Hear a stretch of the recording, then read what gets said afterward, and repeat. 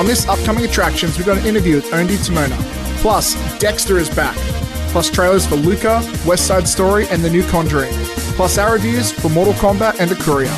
All this and a whole lot more on this midnight double feature.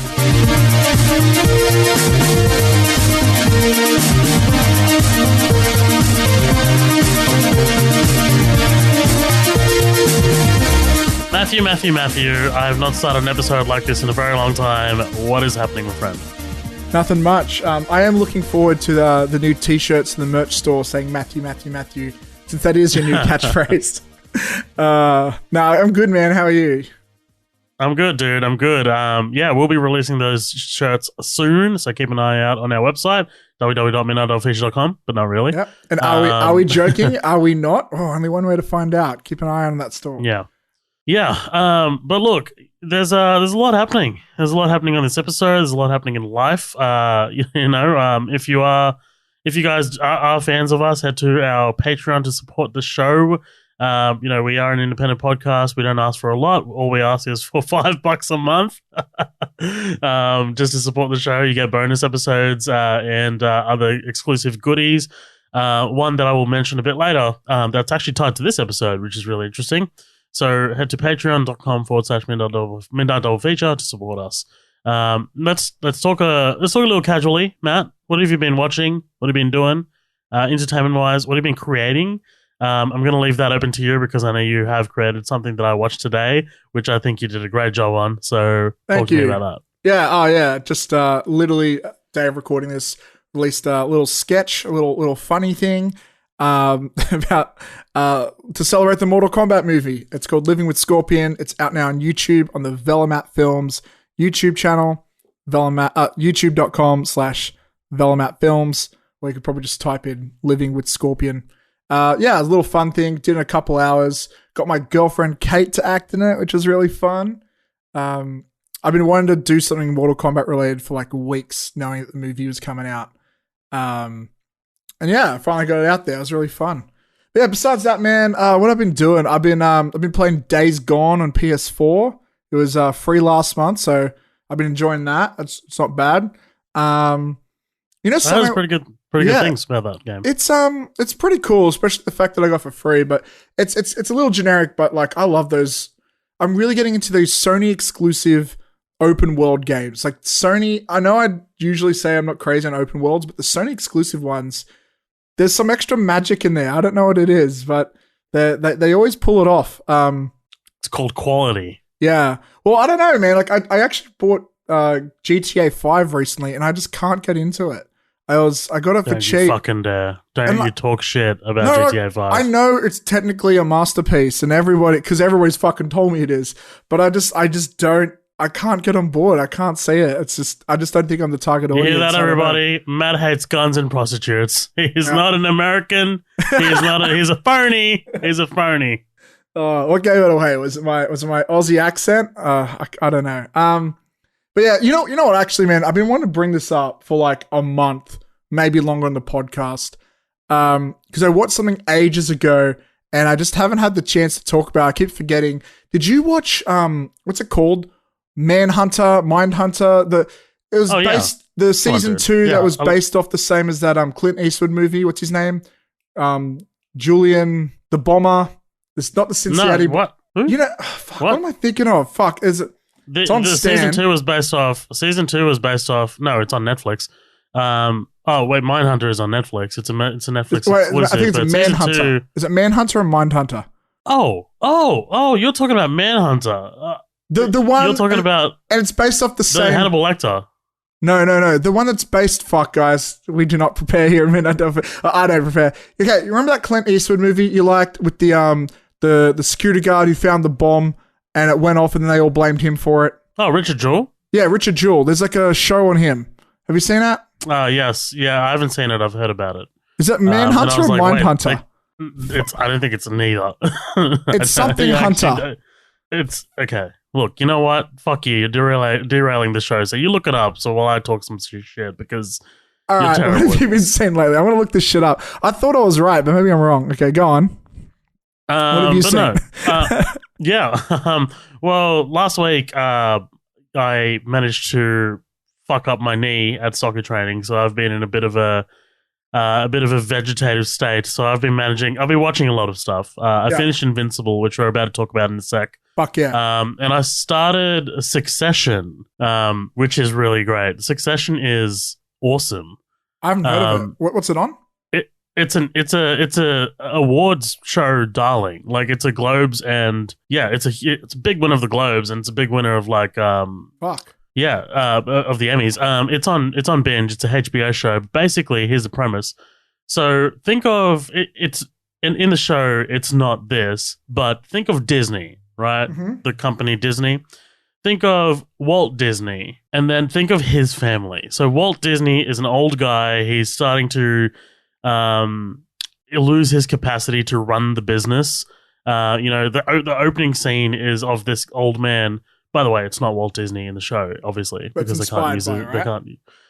I don't know if it's even inspired by it. It can literally be any company. It can be Apple, right? But I mean, I'm relating it to Disney because this company that they own, they have theme parks. So it's a giant multimedia conglomerate. They have theme parks, and they get into some other stuff too. But basically, the old man who runs this company.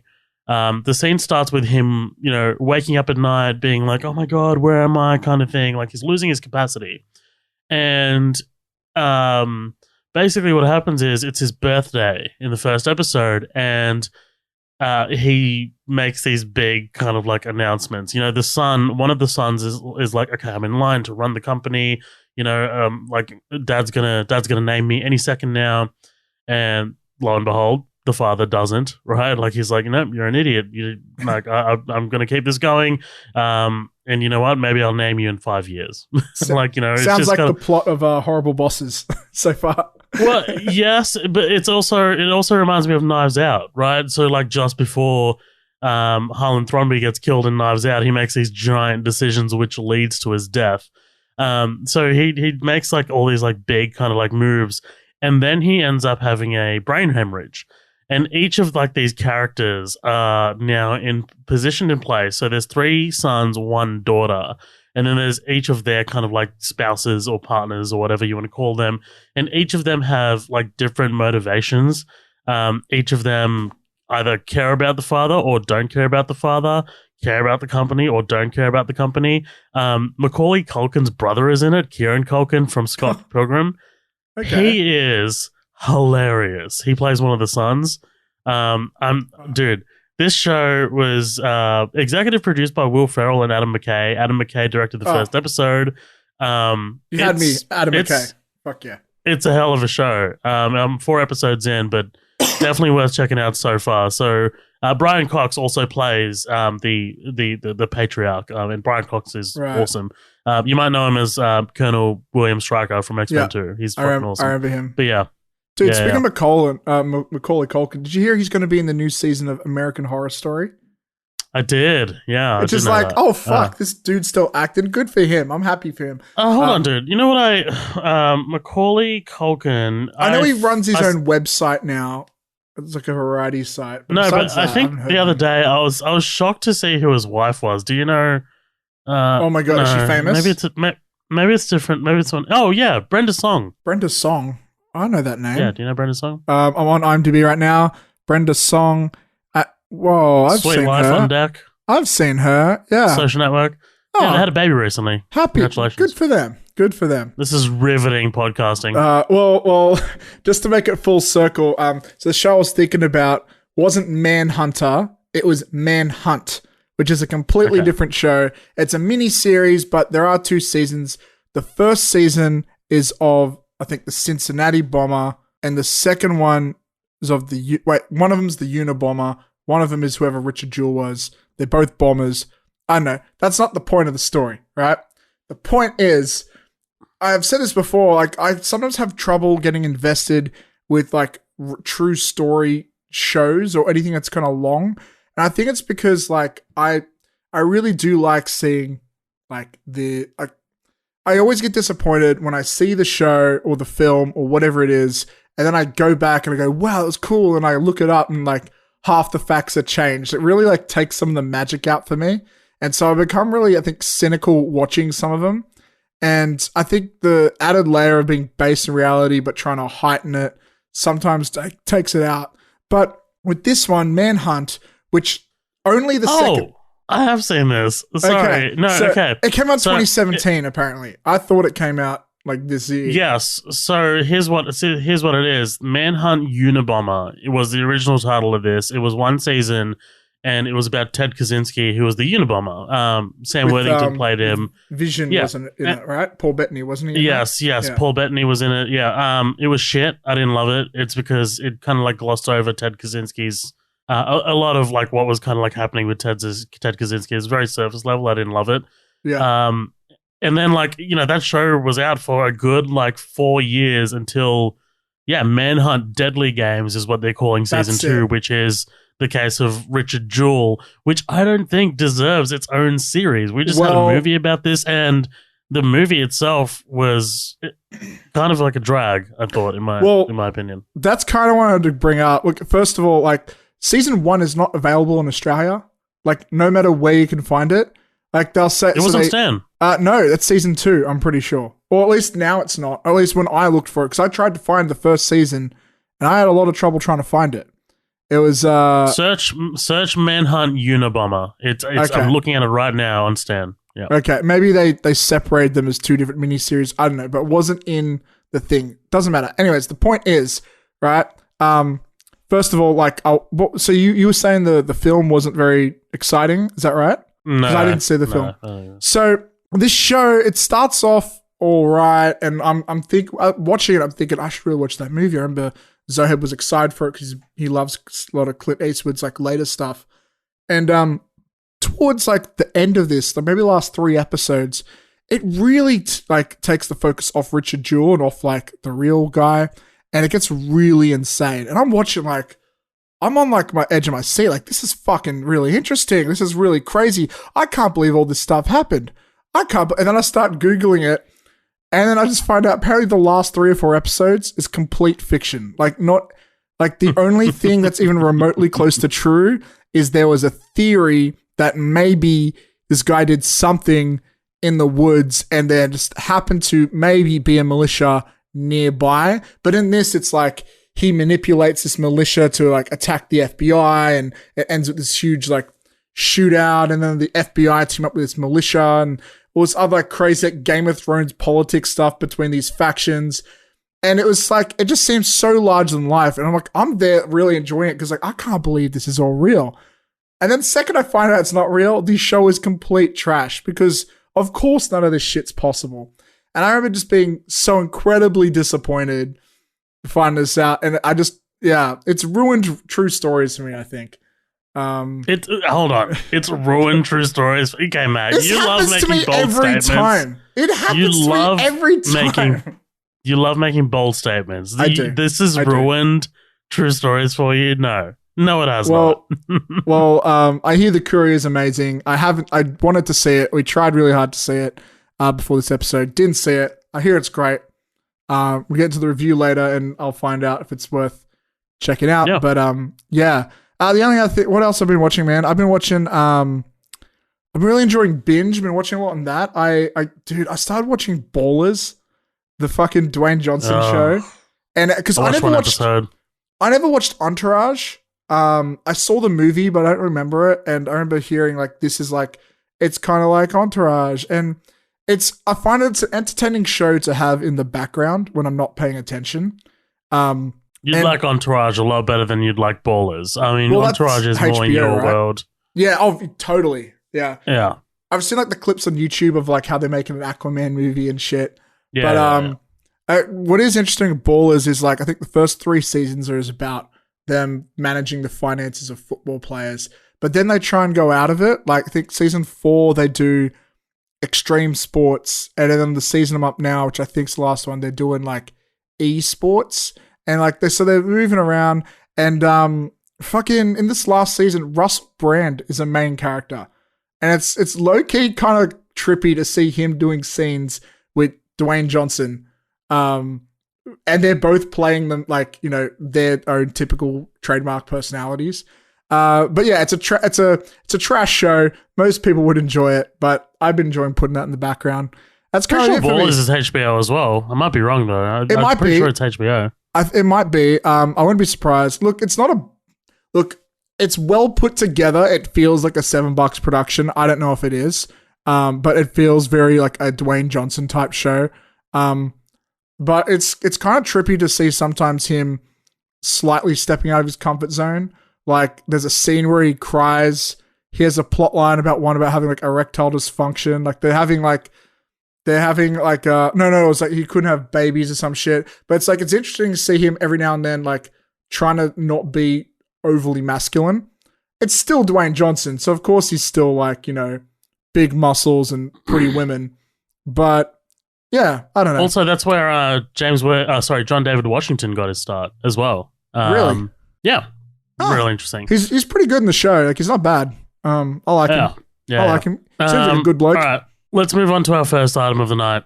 Let's go. Unless you have anything else. You have anything else to talk about? Let's do it. Let's go. Sweet. So, look, as you've already seen, we've got an interview today, which is really exciting. I had the pleasure of interviewing a director by the name of Ondi Timoner. If you haven't heard of Ondi, she is a 2-time Sundance Award winner.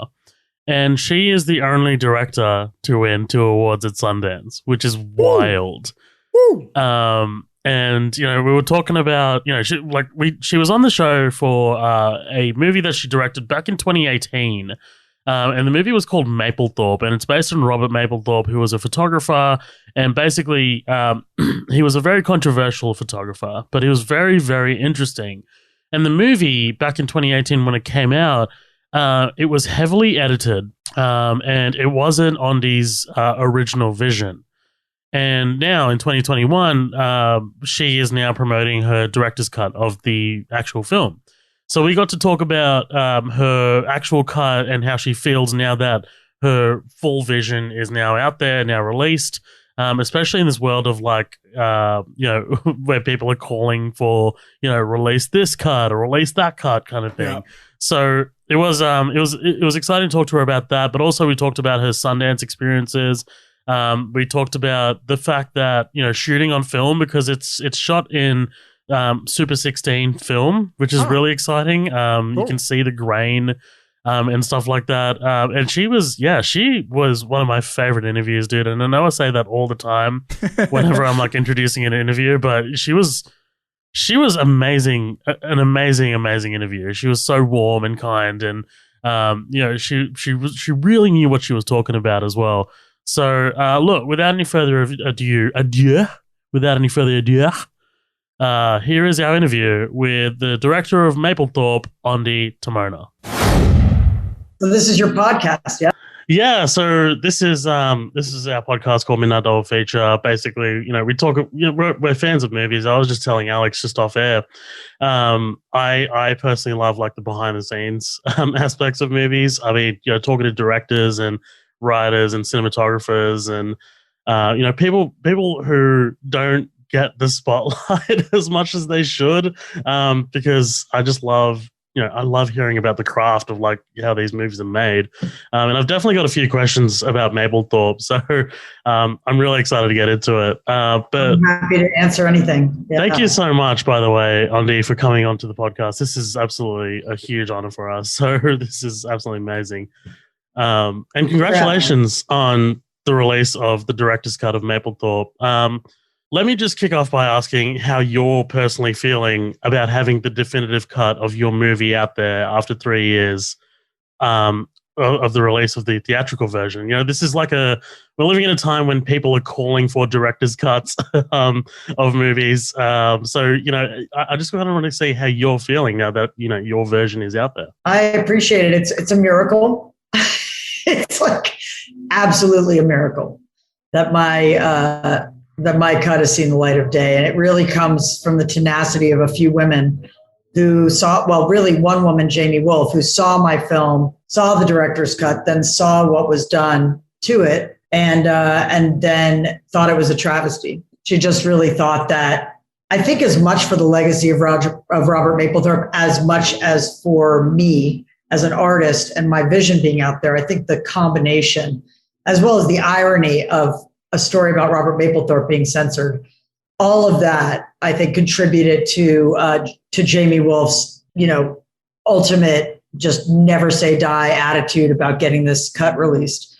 And she just didn't stop until she managed to pull it off. So she and Geraldine Dreyfus, who's an incredible, just fairy godmother of mostly documentaries, but also scripted films, just important work in the world.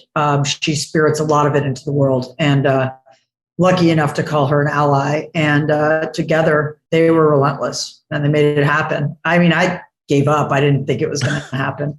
And then the odd thing was, when it first happened that I finished the cut, it was accepted into Sundance. We were so excited. And then for, reasons that I don't want to get into, it was taken out of Sundance before it premiered, and it was re-edited. I had a health scare that turned out to be like a false positive that really helped me to put it all in perspective, even though this is something I had produced for 12 years and had worked on 58 drafts of the screenplay and then shot the entire thing in 19 days with this incredible team in New York and set of actors that were just mind-blowing. Everybody, what they brought to it, pulling off a period piece over 4 decades, 50s, 60s, 70s, and 80s in New York in 19 days in like 35 different real locations was quite a feat. And, we did all that. And then to have it not premiere at Sundance when it was invited to,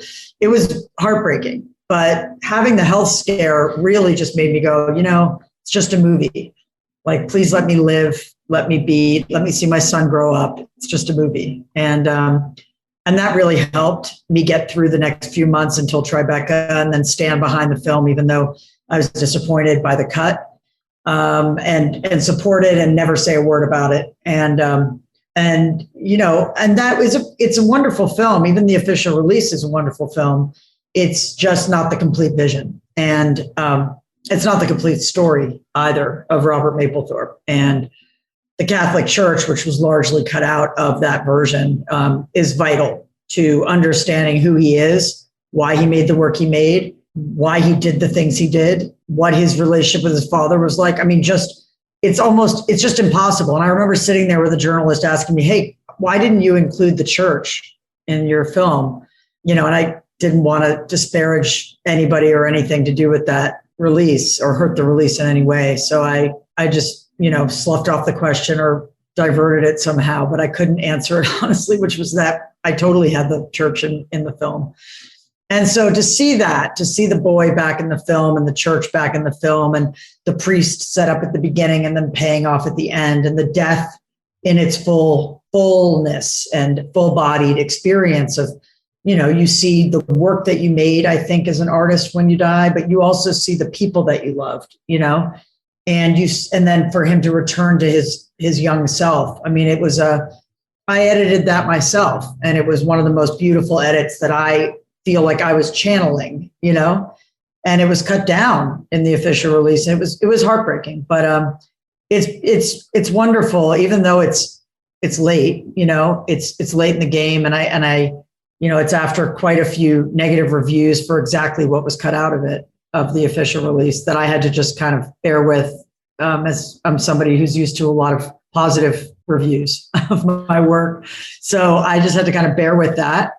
And it was humbling, and it was a learning experience, all of it, on being graceful and just dealing with it, and now the irony of this moment is that as the director's cut is going to come out, it was originally scheduled to come out on the 9th of March. My father suddenly was passing away starting in January, and he actually chose to die, and he was scheduled to die on March 3rd. And in California, we have an end of life option act. And he was a phenomenal man and an incredible father. And I dedicated all of February and early March to making sure that his departure was as good as it could be, and that he understood how much he was loved. And he said goodbye to all of his friends. And I documented everything. So again, even like this director's cut coming out should be the greatest thing that ever happened to me, but it was exactly opposite. I had to push it in order to be there for my father and to be there for myself in the wake of losing my father. So We pushed, luckily pushed the release till the 2nd of April. But again, real life, huge, massive moment of just losing the patriarch of my family happened opposite the release of the director's cut. So again, it's in perspective. It's like, okay, well, it's wonderful, but it's just a movie. So, yeah. Well, I mean, it's a long answer. I apologize for my long. Look, the longer the better. I love it. Well, look, my sincere condolences for your father, and it is, man, to have two giant life altering things happen to you at both releases of the movie. That's insane, and it must take a lot for you to. It must have taken a lot for you to not be bitter about that first release and be. Try and internalize it and just be like, look, I have to stand by this cut because this is the movie that I made in some shape or form, but not really. So it must have taken a lot. So props to you for really standing your ground. I really admire and respect that for sure.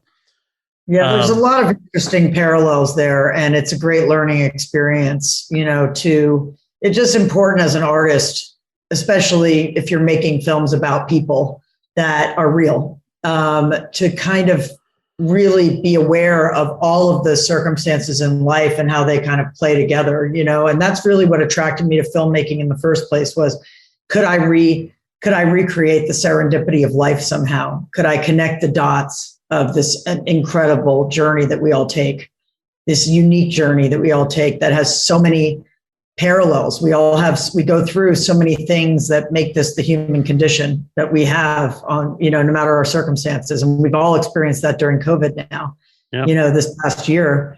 And yeah, it's always important to me to kind of balance my work with trying as best I can to be present in my life.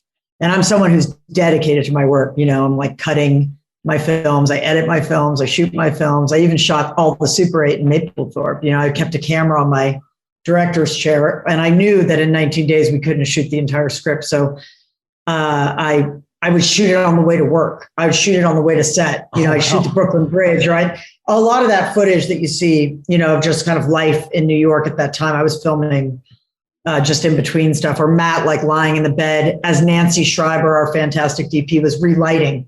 I would just film him with money on his chest, or take Marianne and take Patty and Sandy outside and have them do that dance, just have fun with the actors so that we had some peanut butter for the bread is the way I put it. That's awesome. That's such a cool way to do things. That's awesome. I wanted to ask you about the actual genre itself, because you've primarily directed documentaries about musicians like Russell Brand and the Dandy Warhol. So I'm curious to know what steered you towards covering the life of a different kind of artist, but also choosing it to do it as more of a drama instead of a documentary. Because it certainly feels documentary like, but like you said, you also focused on being incredibly reflective as well. So is that something that you wanted to achieve via a drama, and you thought was more effective via a drama than a documentary as well? Well, first off, he's dead. So I felt like I wanted to bring him alive in order to make an anthem for artists. I wanted to really have you feel the tension that he felt as he was coming of age and coming into his art. And really the camera became this almost tiger's tail that he grabbed a hold of, and it led him into these worlds he could never have otherwise entered. It mediated the experience and made it safe for him to go into these clubs. He wasn't yet in touch with the fact, he wasn't yet allowing himself to admit he was gay, because being gay when you're a Catholic boy in that era was really not good. He wouldn't be right with God anymore, and he certainly wouldn't be right with his father. And he was an altar boy. I mean, he had all the respect for the church, but he also loved the iconography and loved the sexuality inherent in all of that imagery around Jesus and the blood and the cross and the rib cages and the flowing robes. I mean, he loved that stuff. He used it, and it informs all his work, But before he could even be gay, he was in those gay clubs with a camera in his hand. And I relate to that as a documentary filmmaker. You mentioned Dig, you mentioned my movie Dig, whether it's Dig or we live in public in a bunker in Manhattan with 150 people living under constant surveillance, or it's, Brand: A Second Coming with Russell Brand and suddenly in the comedy world, or it's even in my movie Cool It, the camera allowed me into climate change labs and into places I never would have gone and asking questions I never would have asked, And I feel like that's really what the camera did for Robert early on. So I related on that level. But I wanted to make a scripted film because I really felt like if people could see a person like this, he's very similar to a lot of my subjects in that I call them impossible visionaries. They're people that kind of take on the impossible. They see something we can't see, and then they have to kind of withstand the doubt and ridicule of many people that don't understand. Always pushing uphill. Always pushing uphill. But as much as you might have issues with things that they do or things that they say or how they act, you can't help but respect them, and hopefully you actually start to kind of lean in to the gray area and wrestle with yourself about your own flaws. And are they really limitations, or could you do the thing that you dreamt to do? And that's what I hope happens when people see my movies. And that's what I hoped would happen with Mapplethorpe, because he was a cultural lightning rod. He was easily one of the most controversial artists in the history of America and maybe the world. And that's because he was doing something that no one was doing. And he insisted on doing it because he saw beauty in those worlds.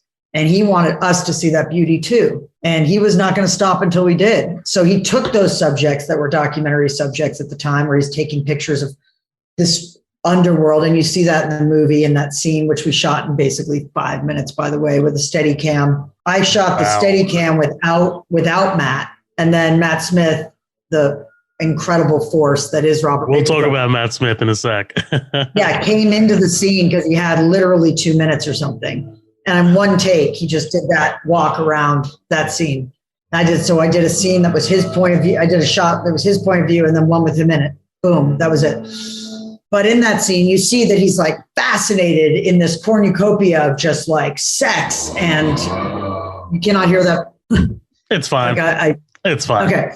But anyway, you see all of that, and then you see him walking home, and at least in the director's cut, you see that he envisions the GIMP, the man in all rubber, in a pure white frame. And that's really my attempt to say to the audience, to portray a crucial moment in his artistic development, which is, wait, if I take the riffraff out of the scene and I turn it into form, pure form and sculpture, and I show just how beautiful and alien the sculpture is of this man on this bench, and I put him in a studio, it'll be like a Rodin.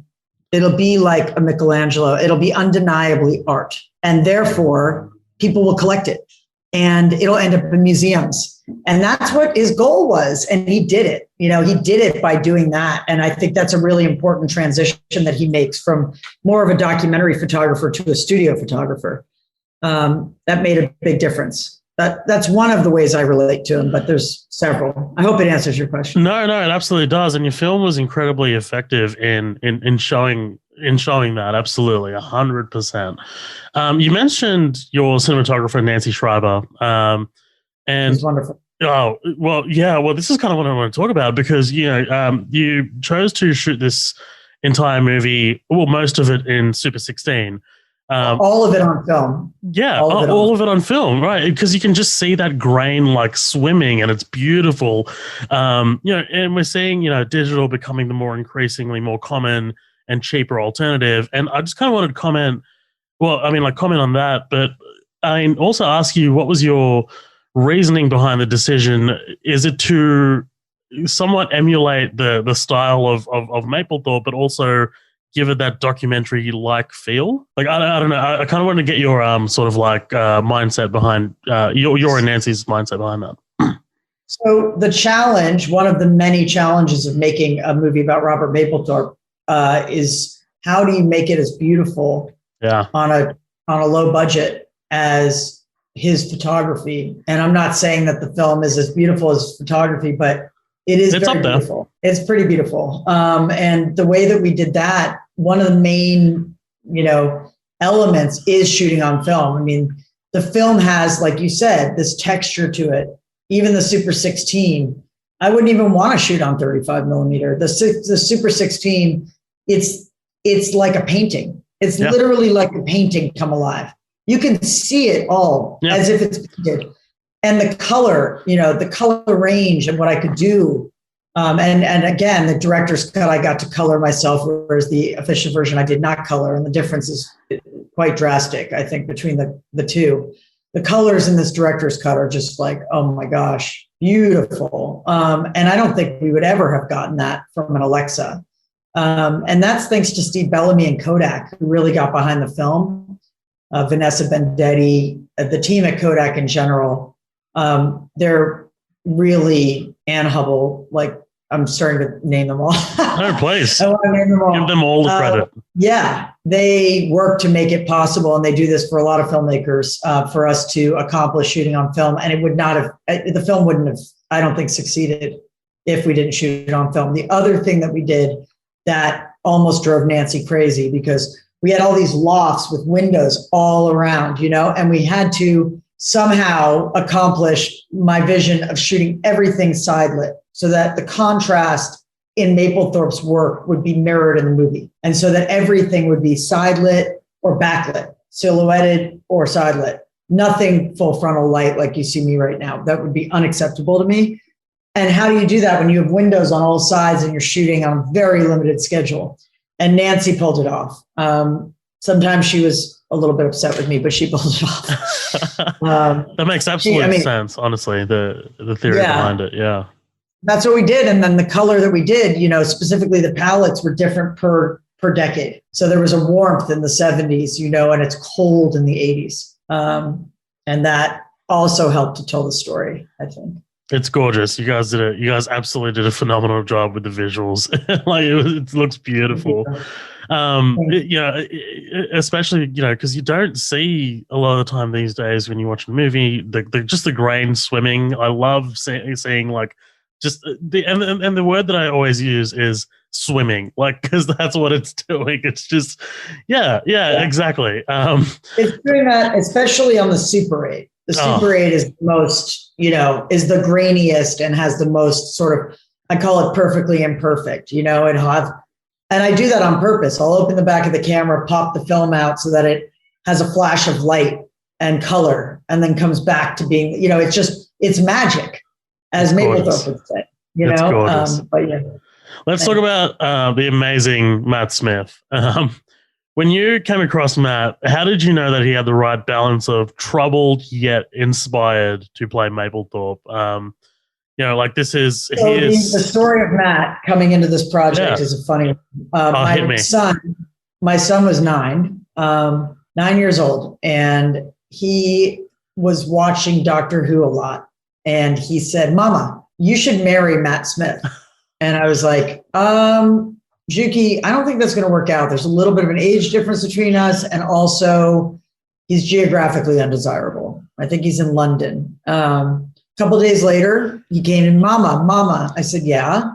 He said, you should cast Matt Smith for Robert Mapplethorpe. Matt Smith should play Robert Mapplethorpe. And I thought, no, but okay. Like, I'll just say yes, because I just want to appease him. And how cute is my son, And I forgot about it because, Matt Smith's character in Doctor Who didn't speak anything to playing Robert Mapplethorpe whatsoever. Robert Mapplethorpe was a dark prince. He was a mercurial cauldron where everything was right below the surface. He was never quite satisfied. He was a perfectionist, and he was funny, but it was a very dry humor. And I didn't see that in Matt's character. I didn't look deeply into it, but I also, understandably didn't take my 9-year-old too seriously. Then the phone rang like a week and a half later, and it was Matt's agents about, have you thought about Matt Smith for the part of Robert Mapplethorpe? And I said, well, funny you should mention it, but my son brought it up. And okay, sure, I'll have lunch with him. So I walk into the restaurant, and my son was actually homesick from school that day, so I brought him along because it's rare that my extremely demanding career can provide such a perk as him meeting his hero. Brought Juki to lunch, thought at least there'll be that to have out of it. And I meet a man who is absolutely embodies Mapplethorpe. I mean, he was just sitting there in the restaurant, drawing on the table.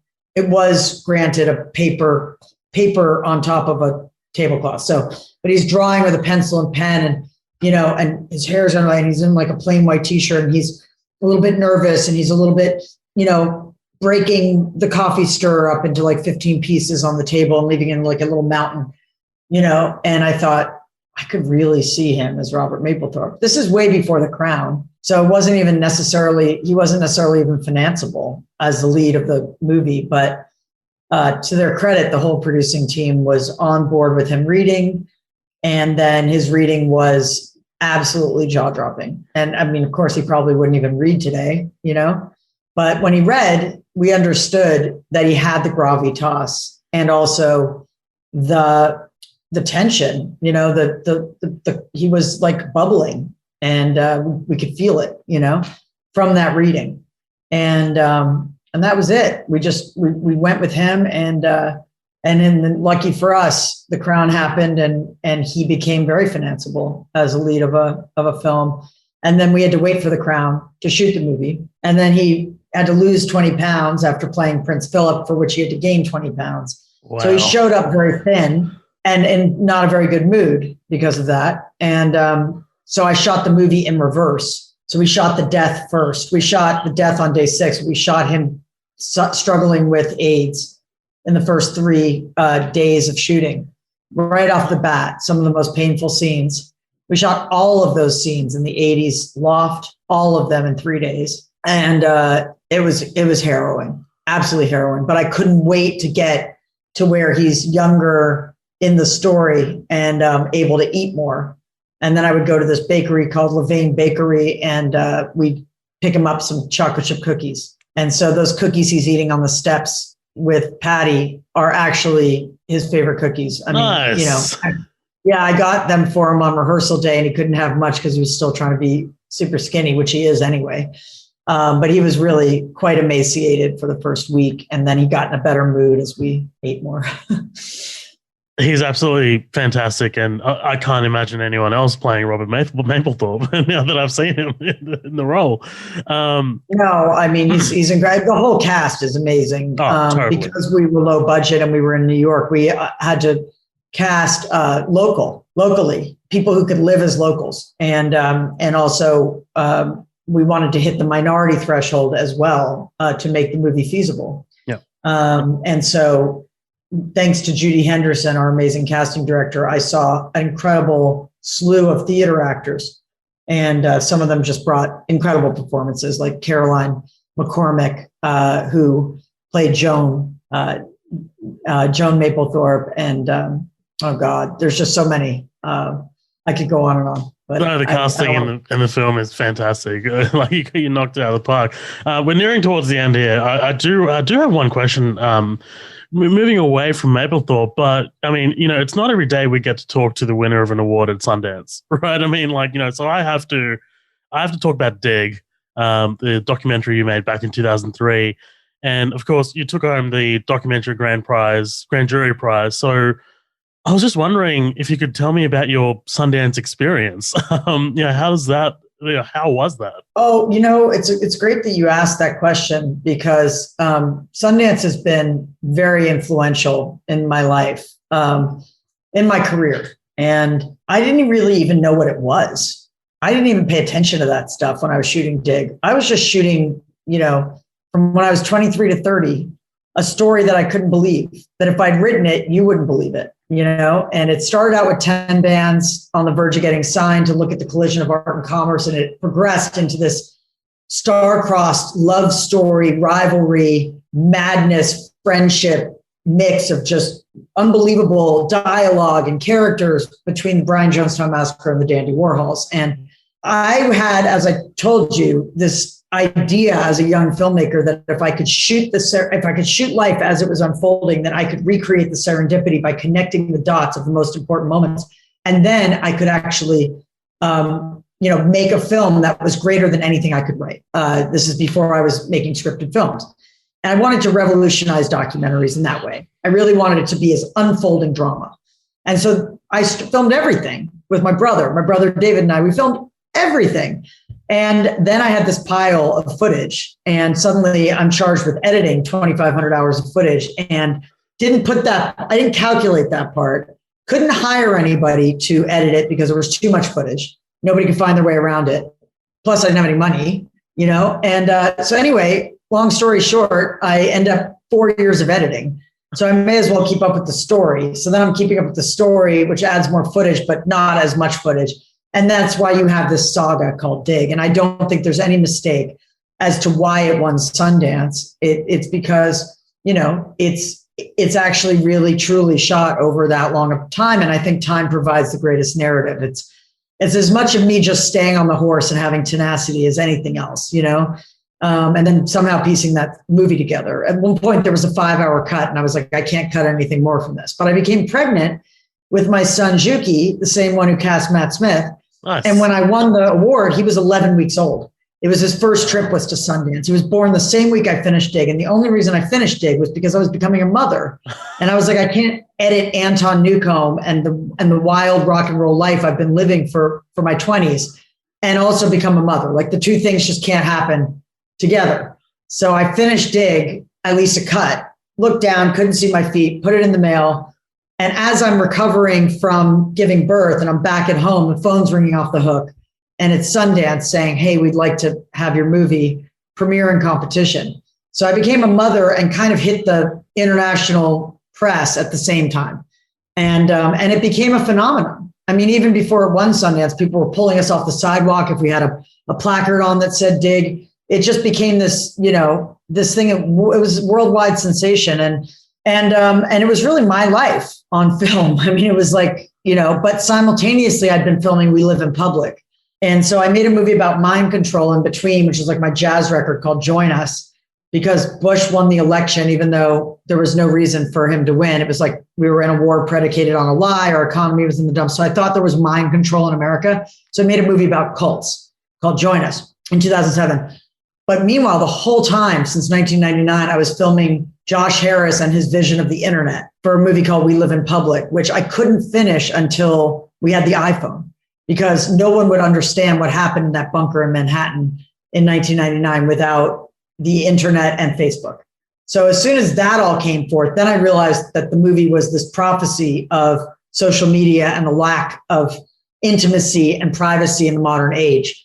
And I raced to finish that. And then that won Sundance.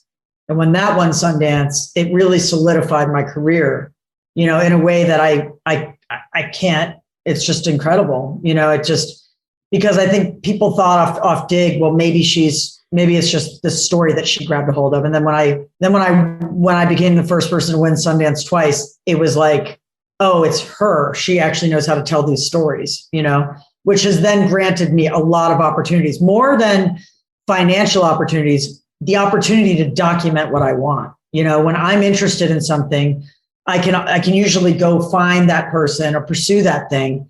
And I have this reputation, thanks to Sundance, that can't be taken away. But that's just the festival. In terms of Mapplethorpe, I have Sundance to thank for a formation of the project, really. I mean, I optioned the rights originally in 2006, got in touch with the foundation in 2009. Oh, wow. Because I'd won Sundance twice, they gave me the rights. Like it would, they wouldn't have recognized me from Adam otherwise. So, and then because when I won for We Live in Public, I got a call from the Institute about, do I have a scripted film? I happened to have a script of a wonderful man that had been written by Bruce Goodrich, a wonderful guy, mostly a production designer. And he wrote an original script that was like a posthumous look at Mapplethorpe. And I said, well, I do have a project sort of in the background that I'm developing about Robert Mapplethorpe. And they said, we'd love to see it. And they invited me to the lab. So summer 2010, I went and I lived at Sundance over a month. My first lunch, the first day I got there, was one-on-one with Robert Redford, just about Mapplethorpe.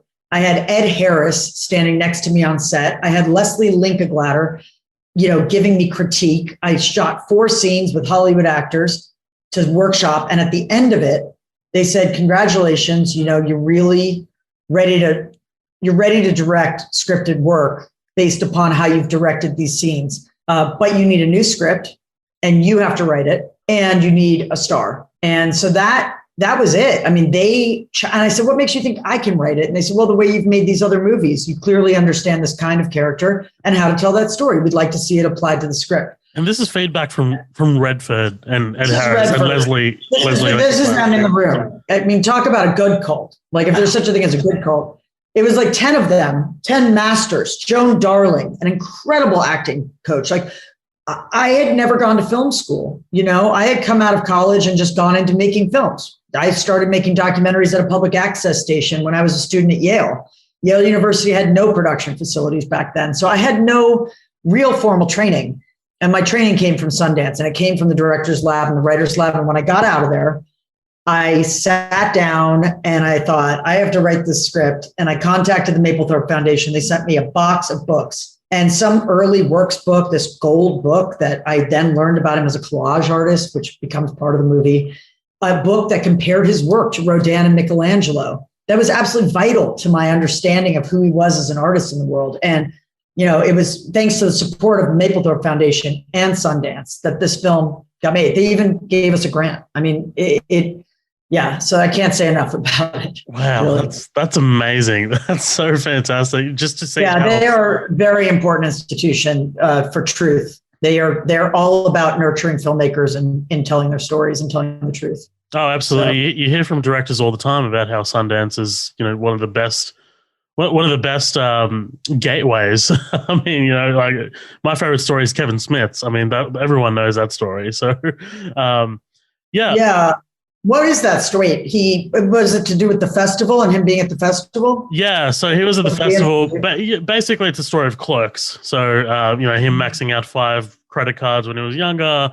He just he shot the film at his old convenience store at night, not in business hours, and he's just like, it was like a Hail Mary. He sold his car and then he got noticed.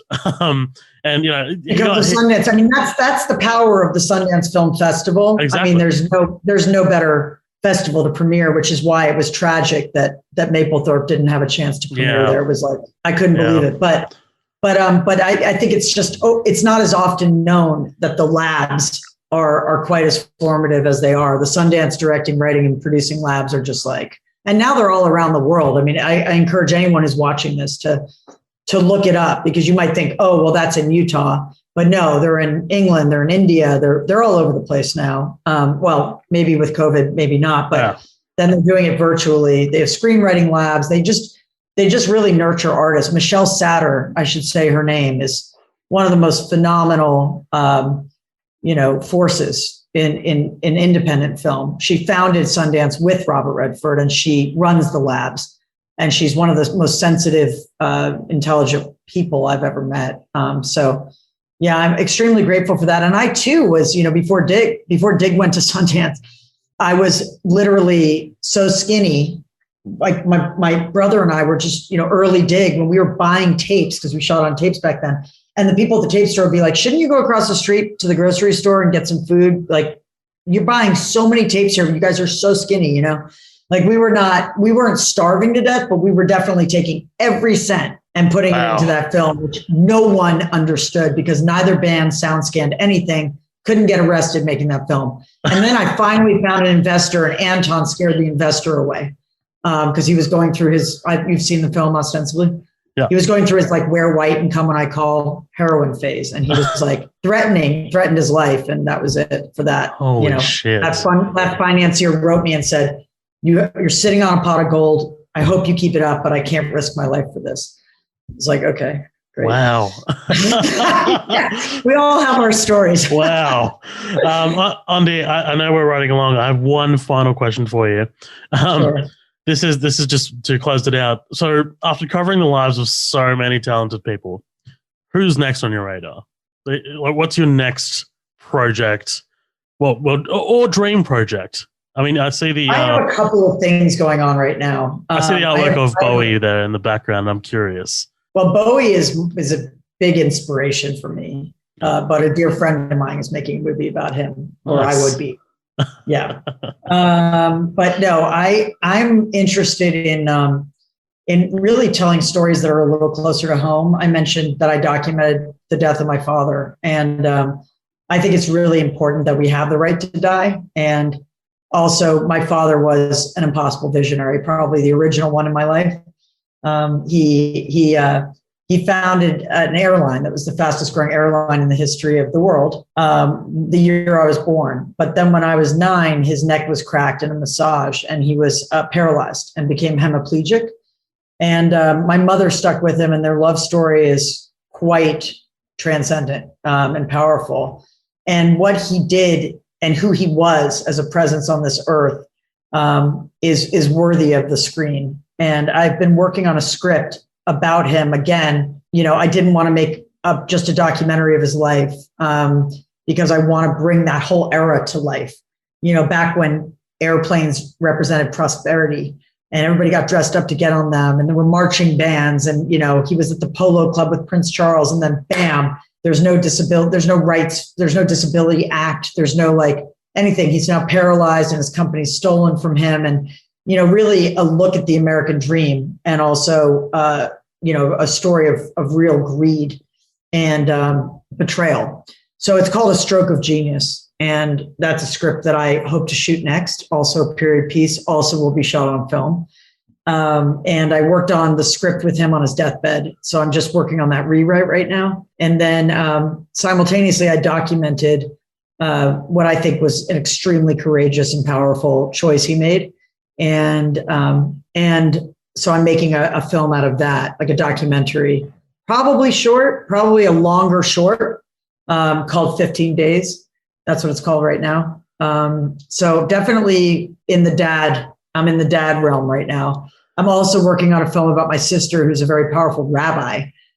She's powerful because she's a massive social activist, political activist, very courageous, has been arrested many, many times, and also leads the largest Reform congregation in Brooklyn, New York. Her name is Rachel Timoner, and the movie's called Rebel Rabbi. And it's another short, but it's almost a companion piece because she then had to come here and help my father die as his daughter and as his rabbi. So there's an intersection between those two films. So I'm not sure how it's going to play out yet, but they're definitely both pretty close to home and pretty important to me. So. That's awesome, Ondi. I'm looking forward to both of them. That sounds fantastic. I mean, you're an absolute workhorse. You put 100% to everything you do. So, why should these two be any different? So, look, just want to say thank you so much for jumping on to Midnight Oil Feature for this interview. This has been absolutely fantastic. Mapplethorpe was a fantastic movie, and Mapplethorpe, the director's cut, is even better. It's now available on VOD. So, make sure you check it out if you are listening to this, because it does document the life of someone who was truly great, and someone who was truly just transcendent. I think might be the most effective word. Well, if you had to boil it down to one word, Andy, what would you describe him? I'd say fierce. I mean, just fierce in his dedication, and a perfectionist, and a real inspiration. Even as he made really bad decisions and really bad choices a lot of the time, and treated people sometimes in terrible ways. Yeah. He did incredible things and pushed the envelope for LGBTQ people everywhere, made photography a collectible art form. And more than anything, it's really a beautiful story of a man who is trying to reconcile the beauty he sees and is able to capture in a frame with all of his relationships and all of his love that he has to give, which is not as perfect. So it's really a story about all of us. We're all going through a lot of what he's going through in this movie. So absolutely. I hope you enjoyed it. Yeah, that was not one. I failed that. No, it's more than it's awesome. Thank you so much. He's an important part of history and a cultural lightning rod. That's the word. It's 3 words. There you go. Cultural lightning. Cultural. Well, lightning rod can be hyphenated. So. Okay, good. 2 words. No worries. Okay. Thank you so much to Ondi Timoner for jumping in for that interview. That was awesome. Again, guys, go check out the director's cut of Mapplethorpe, now available on streaming platforms. It was it's a hell of a movie. And it's it stars Matt Smith, who is in obviously The Crown and Doctor Who. And man, he kind of like really, really took that that performance by the balls. It's a hell of a performance, and thank you so much to Ondi again for coming on. We'd love to have you back on for your next project. Let's get into our next, I guess, a topic. We're not going to spend too much time on these two, just because I know we have probably a lot to talk about for these, but we'll try and keep it as trim as possible. Invincible is the first one. This is the show that's created by Robert Kirkman, who did The Walking Dead, produced by Evan Goldberg and Seth Rogen, right? Of any kind of fame, wherever you want to pick that up from. And it's basically, we've talked about it a couple times. It's an animated TV show. It's 8 parts. Strong premise right now, right? Without any spoilers, I guess. And it's going to be tough to talk about it without spoilers. But the premise is it's a world full of superheroes. They're basically the norm. You have Invincible, Mark Grayson, and then you have his father, and then you have the wife. They're a family unit. The father is basically the Superman of the world. His name is Omni-Man. And something happens at the end of the first episode which puts Omni-Man in a very villainous light. And most of the show is structured around people finding out what he did, and Mark coming to grips with his powers as he starts to learn them and grow them. And yeah, that's basically it. And I know I'm not selling it. It's a lot more interesting than that. And it's tough to dance around spoilers. But yeah, what do you have to say? I would say that it doesn't have a particular gripping premise. But that's not what makes the show good. Like, besides the fact that it has an amazing cast, like, on paper, it sounds generic as hell. In fact, I don't think it's till the post big thing at the end of first one. Yeah, I think that's the premise. So, like, even still, I can't spoil that for people. Like, I want that to be a surprise, but I think that's honestly the premise. I think Robert Kirkman walked in there whenever he created this comic line ages ago and was like, I want to do this at the end of the first issue and see where we go from there. And I think that was the kind of like the big selling point. It's a great cliffhanger. It still does feel a little bit been there, done that, but like the way this show just executes its plot points is masterful. I was thinking, so here's my biggest compliment that I could give the show. And I don't say this lightly, but I got this vibe throughout the show, and it really just hit home with the finale of season 1, is that I don't think I felt this way about the way they portray this world and main character in a superhero property since like being a kid reading Spider-Man comics. Like, I know Avengers and stuff has that big fanfare, but what they really capture here is like the tones of hope, never giving up despite the odds. Like, it really takes me back to like the heart of like why like characters like Spider-Man. But also hopelessness. And hope, yeah, they don't shy away from like being defeated. Like, what this show does so well is like the little things that like Marvel ripoffs forget to touch on, including Marvel sometimes. Like, there are little things like there's a very small scene in the finale. I don't think this is a big spoiler, but there's a building collapsing, and this guy, he's trying to like lift it up, like Superman style. And as in most movies, they would just go, oh, he lifts it up, he puts it down, move on. With this, is like he struggles. Someone nearly falls out of the window. He grabs them. Then there's someone else who's got to worry about them. It's always that little intricate parts. Like, there's a scene with someone, they get ejected out of a like a fighter plane. Most movies, they catch him in the end. With this, he catches him, he drops him, he has to go back, he has to grab him. There's complications. It weirdly feels more realistic, even though it's animated. And it's so good for building character and an investment. And just the way it's written and they execute every like little plot point is just so captivating. And this is like the type of superhero content I want more of. Like, I know like DC like to go like this whole like weird, dark and gritty gods route. That's cool. It's not really what I'm looking for. Marvel, I know like every one of their properties kind of has a different vibe, but like stuff like Shazam, where it's like, this is a classic superhero, or some of the Captain America stuff, it's like classic superhero. This does classic superhero, but in a real modern way. And I think it's just really well done. It's such a good show. What do you think, man? Yeah, I really enjoyed it. Last time I think we were on here, I'd only just finished the first episode. So, you were like, hold on. And let's wait until, it starts to get, a bit more into it. And it was releasing weekly. So I was just like, you know what, fuck it. I'm just going to wait and, just kind of like binge the whole thing. For the most part, I enjoyed it. I think episodes 1, 7, and 8, you can kind of like watch in like a sort of like a bubble. You still need that sort of like middle kind of like section, because everything that happens in 7, like that second last one, you kind of like need context for because it's really ingenious how they kind of like bring everything back together in episode 7. Episode 7, by the way, that was one of the best hours of television I'd seen in a very long time. I'm not even kidding, dude. I was like on the edge of my seat and like which one's 7 again? Is that the one with Robot? Is that the one that focuses on Robot? No, it was called We Need to Talk. So it's the one with the big conflict. Yeah, I know. What before we get, it's the second last episode. Yeah. So, I don't really love. I mean, like, not that I don't love it. I don't really turn up for animation. I don't really go and seek animation out. Mainly because I'm a piece of shit. But like.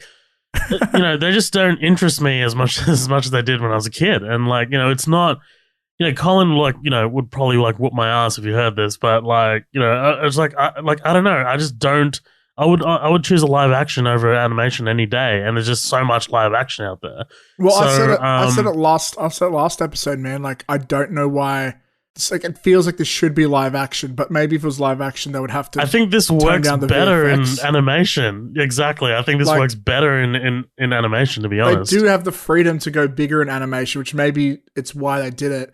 But like, I'll admit, like the first few episodes, I had a bit of resistance of it because it was animated. Usually when I see animated, I'm looking for family friendly or comedy, or, like I love adult comedies, but adult animation comedy, but like, dramatic, like when this scene does dramatic scenes, and they'll do it the way a fucking normal show does it, and that level of maturity in animation feels rare. Like, what's it got to compete with? It's got like the DC animated films, but even them, they're not done to like the level of maturity that this is done. And then what else you got? You got like, there's that animated Mortal Kombat film, which while it does have the gore, I wouldn't say it holds a candle to this. Like, this feels like like animated drama is such a rare thing, but this shows you can pull it off if done correctly. Yeah, I also really appreciated how personal it was. I think the father and son kind of like conflict in this was really, really tight and really gripping, and kind of like really hit home. And I think if it was anyone other than J.K. Simmons voicing Omni-Man, it wouldn't have got to me as much. I think J.K. Simmons just really has that tone that they're going for, that level of somber, but really kind of like heartfelt at the same time. I think he just absolutely knocked it out of the park. If they had like awards for like best voice actor, holy shit, dude. Dude, this entire thing has an amazing cast. Like, yes, the it voice does. acting Totally. talent It's is intensely incredible. Like, yes, you go through the IMDb incredible. of it. Yeah, that's it. Captions the next trailer for season 2. Intensely incredible. Midnight Double feature. Yeah, you look at its IMDb and just like it's just name, and they all kill it. Well, I mean, Stephen Yeun was nominated for Best Actor, right? Like right when this was coming out. So think about that for like for promotion purposes. I find that so interesting. Have you noticed, like, there'll be someone who's like in a big show, like he was in Walking Dead, and then like these actors, they go quiet for a couple of years, then out of nowhere, this boom, they're in like everything, and they're just killing it. But we know why. We know the connection, right? I mean, Robert Kirkman, Stephen Yeun. It's not, But so like, I don't know how they're going to do a season 2 that hits as close to home as this season, considering like how this episode how this season ended. I am excited to see it though. So like, look, I think it's a fantastic show. I think it really kind of like caught me off guard by how good it was. I'm more than excited to come back. I think I'll definitely be watching episodes 7 and 8 again. Those two, like this, talk about a perfect finale to this first season. It's fantastic, and if you're not watching it, I reckon honestly just seek it out. Especially if you're not into animations. I'm like me. Look, I'm not big into animations, so yeah, definitely check it out. I would definitely recommend it to anyone who's into superhero sort of content, but like you want it to be you want it to be done really good. This is it. Like it's got the gore and violence that I think DC fans are looking for, but it's got like the heart and personalness that the good Marvel films do. And yeah, it's this tone that they accomplish with it is just perfect. More of this, please. More of and this, really please. Funny. Like actually, like funny. Like and genuinely it's funny. organic too. Like the humor is often in human moments. It's not like Thor Ragnarok where it's trying to throw in a punchline every 10 seconds. It's like when it happens. You shut the fuck up. No, I'm not dissing it. It's just shut the fuck Thor up. Ragnarok is a comedy film first before anything. This the comedy is very organic to what it is, and that's what it is. It's at times has this coming of age vibes. It's just good. It's good. Yeah, it's solid. Let's move on to our next item. Falcon and the Winter Soldier. We're talking about the last episode, One World, One People, episode 6. Now, I know how you feel about this episode, and I think you know how I feel as well. And we watched this as soon as it kind of dropped, and we watched it in kind of like solidarity away from the internet before the internet's reactions became what they became. So I was like really surprised, like, oh shit, people don't like this? I was like, what? Okay, sure. Do you know what the general like consensus of the criticisms are? Yeah, I've heard a few. So I've heard a lot of people say that it feels very rushed, and in hindsight, I think a little bit. I think you can definitely level that accusation for sure. I think that there are a lot of kind of like issues around the Sharon Carter plotline / John Walker plotline that didn't really either A, get a resolution, or B, didn't get a satisfying resolution. I think there's also some criticisms around the way Bucky's kind of like arc was sort of rushed, with especially his last sort of like guy that he had to cross off the notebook. I forgot what he called them. Amendment? No. Whatever. He was making it up to people. Something, yeah. Yes. So, I think there's the general consensus is that people were happy with the Falcon, but too much weight was given to the Falcon and nothing else. I think everything else was kind of like given sort of like, here you go, guys, you take this. Here you go, guys, you take this. These are like your little kind of like consolation prizes. The big prize is Falcon. And to me, that's okay. Only because I don't fully agree that Bucky's plotline was left kind of like hanging. It felt fine to me. I don't really. I think it was okay, especially given that we're gonna be seeing a lot more of these characters. The day after Captain America 4 was announced, so and Malcolm Spellman, who obviously wrote this show, will be writing that movie as well. We'll also be getting another season of this show as well. So, these characters aren't done. But I do agree in hindsight that there were some things that were rushed story-wise. But that being said, the finale was exciting and really well choreographed. And, the Marvel moments were Marvel moments, and they were there. And there was a lot of action, a lot of beats, a lot of Marvel beats, a lot of superhero beats, and really exciting stuff happening.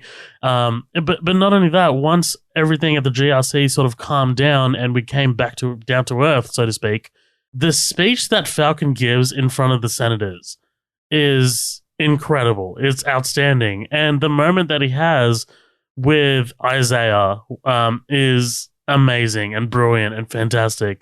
And when he brings Isaiah over to the museum and Isaiah sees that statue, that makes it all worth it to me. Those moments in particular are just so satisfying to watch, and to see the Falcon smash through that window with the suit, and act like Captain America, act like his own version of Captain America. Giving orders and like protecting people. It was a satisfying conclusion to me. Anyway, what about this you? show? Yeah, like, look, I've had my fair share of issues with the show, but the finale for me, it's everything I wanted from the show. In hindsight, maybe what the finale represents is more what I wish the entire show was. But this is a great finale. One of my favorite finales I've seen in a while.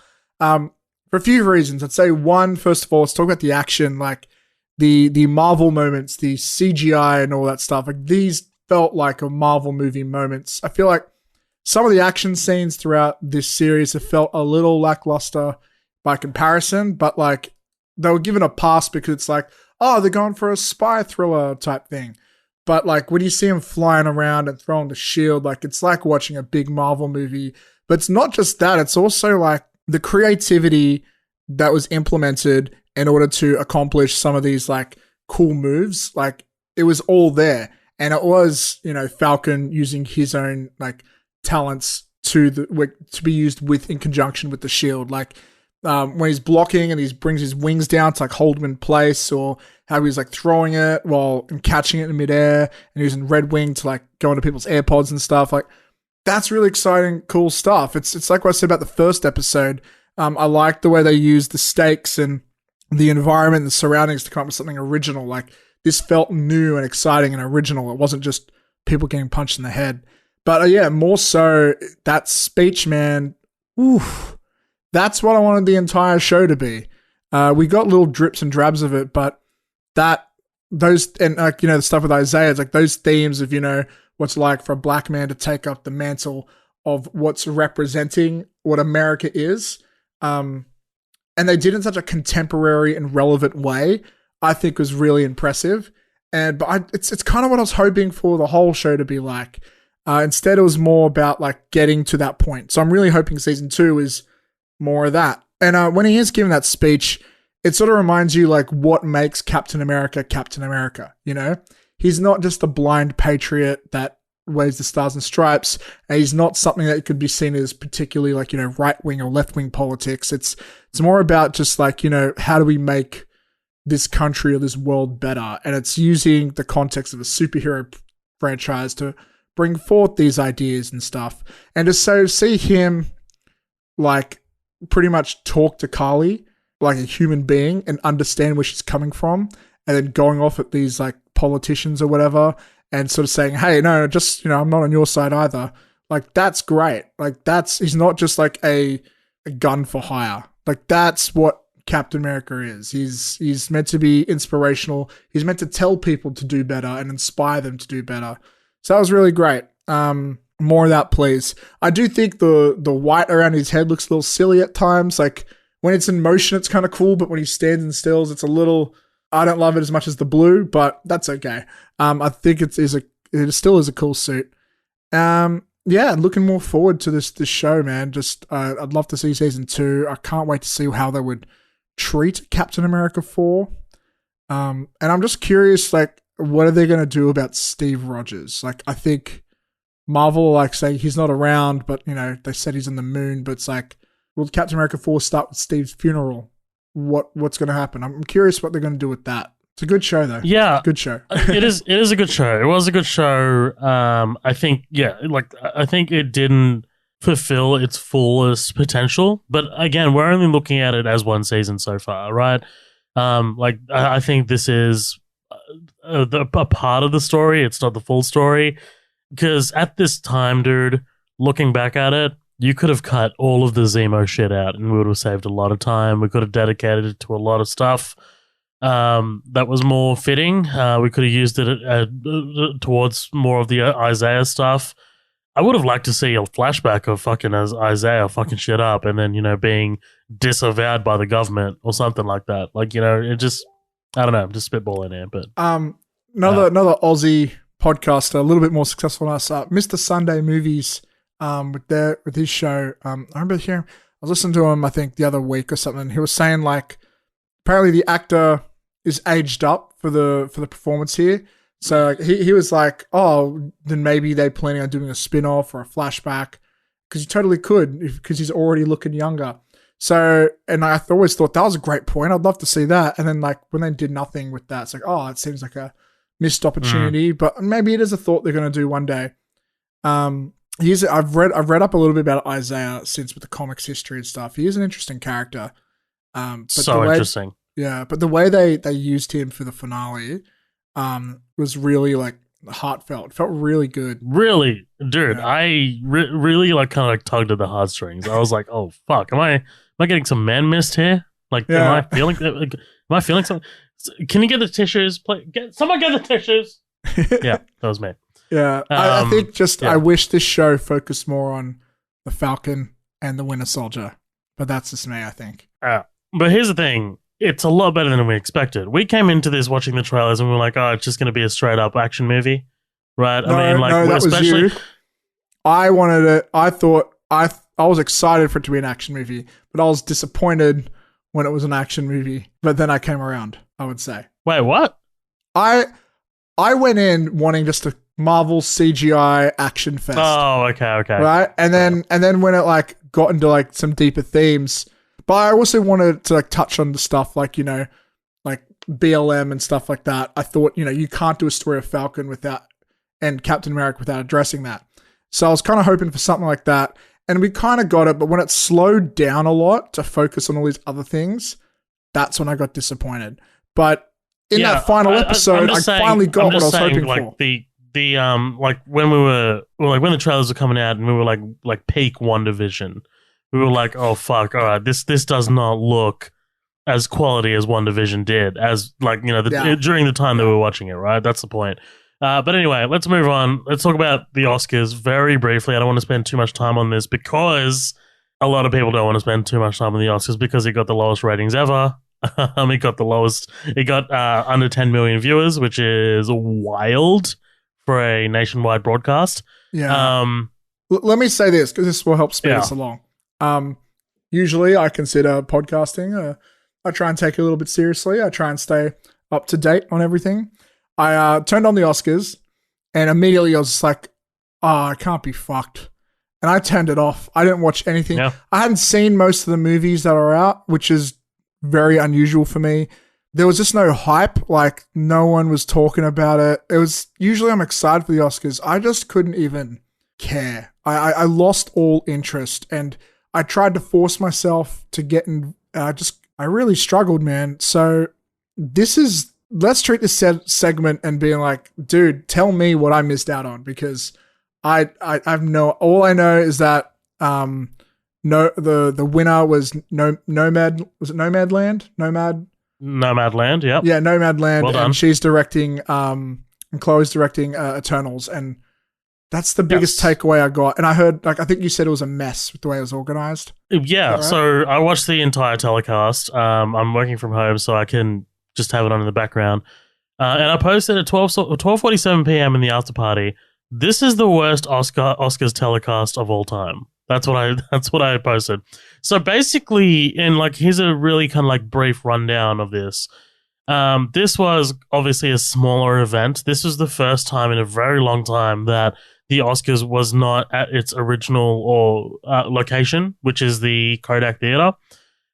This is a much smaller, intimate location. It was directed by Steven Soderbergh, who has done so many movies. He did the Ocean 11 movies, Logan Lucky, things like that. And I think the kind of sort of go for it was that we're going to be a little bit more intimate. We're going to be a little bit more quieter this year. We're going to be a bit more somber. We're going to be a bit more focused on the actual artists. So they didn't cut to clips as the movies are being announced, and the nominees are blah blah blah. The only time they actually cut to clips are I think for cinematography and I think for Best Picture, and that's it. So they just read names. They read names and they focused on the people that were sitting there. Yeah. So, which was incredibly boring and incredibly awkward because the camera operator was it was wild. It's he was using a handheld and it was just strange and it was very quiet. And wait, so did you actually see the camera pan to people? Yes, you saw the camera pan to people that's- and pan between people and stuff like No. that. And yes, You should be cutting from camera. I'm sorry, I don't want to tell this guy how to do his job, especially since he's way more. You should be cutting from camera to camera that's already on the, what? So it was an awkward situation. And what was even more, I guess, I wanted a bit more excitement. So before the Oscars started, I put a bet on, Matthew. I put $100 on. I put down $100 multi bet. Right, so I needed 10 things to win. Right, so I let me read this for you. Okay, this is the most exciting part of the episode for me. All right, lay it on me. So here's my bet. Right, I'm reading it straight from my sports bet account. Shit. Oh, it's gone. Fuck. Oh well. Oh no, I've got it. Sorry guys. I know this is not okay. Here we go. Ready?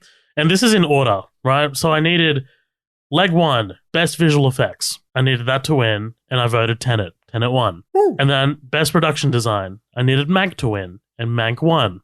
That's Ooh. 2. Best supporting actress. I needed Yoon Young-jung to win for Minari, and she won. Best supporting actress. Number 3. Best sound. I needed Sound of Metal to win for number 4, and Sound of Metal won, which is number 4. That was an easy pick, that one. Yeah. So best original score. I needed Soul to win, and it won. That's number 5. Best live action short film. I needed 2 Distant Strangers to win, and I won that one. That's 6. Best documentary feature.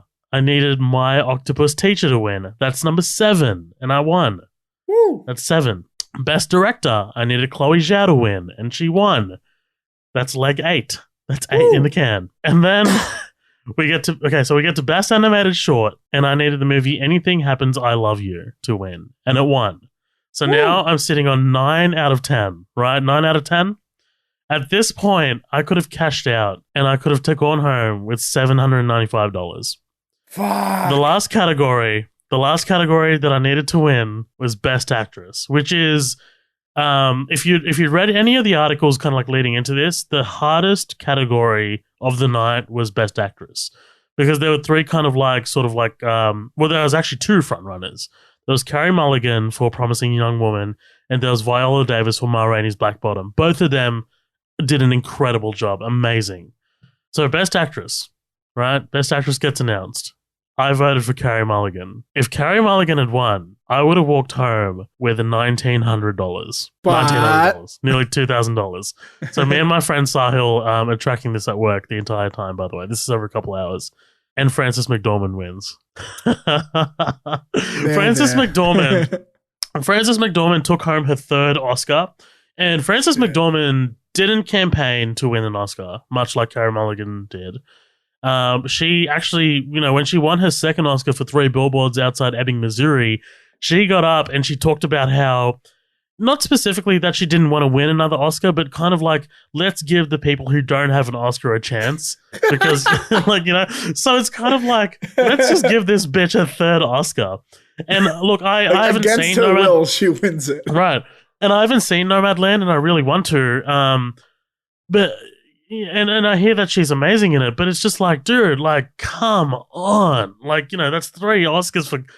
And Carrie is absolutely incredible in Promising Young Woman, and, she was the favorite to win, like, by all of the betting kind of like agencies, she was the favorite. So, man, like, I was like, I actually messaged, like, my mates, the boys, who bet all the time on the footy. I was like, guys, I'm sitting on $730 here. I can cash out now, or I can ride it for one more category, the last category, and I walk home with $2,000. Some of them are like, cash out. Some of them are like, nope, ride that thing, right? Especially if she's the favorite, ride it. And I was like, you know what, fuck it, I'm gonna ride it. And I rode it, and I walked home with nothing. Negative $100. Negative $100. Yeah, so that was fun. Look, you did well. You did well. You did your best. Look, 9 out of 10 is still pretty good. It's more than passing. It's 90%. But here's the thing. It made that boring telecast more exciting, right? Like, for me, it was just like, that was so exciting. Another thing that I really wanted to briefly touch on, because I'm sorry, I know we're going over long on this particular category. They moved some of the categories around, so usually they have Best Picture right at the end, but they actually brought Best Picture up to be the second last category, and they had Best Actor right at the end. And people thought that they were doing that because Chadwick was a lock to win Best Actor. And Chadwick, Best Picture gets announced, it's Nomadland. Joaquin Phoenix walks up to announce the Best Actor, and it's not Chadwick. It's Anthony Hopkins for The Father, and he wasn't even there to accept the award. And Joaquin just goes, the Academy accepts the award on Anthony Hopkins' behalf, and the show just ends so abruptly. The show just shows that, and it's just like, what the fuck just happened?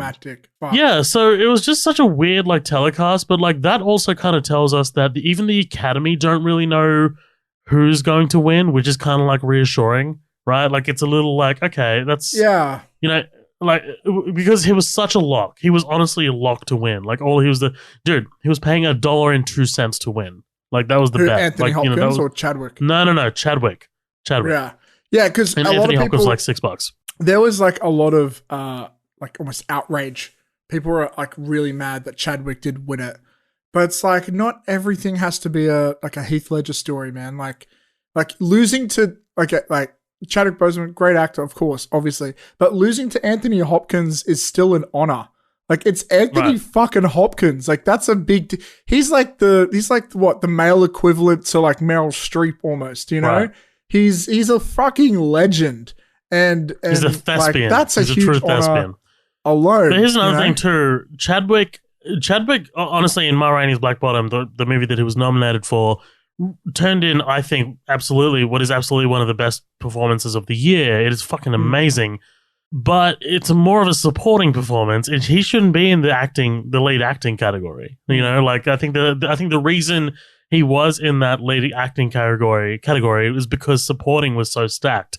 You had both Daniel Kaluuya and Lakeith Stanfield for Judas and the Black Messiah. That's you big. Had Stephen Yeun from Minari in there as well.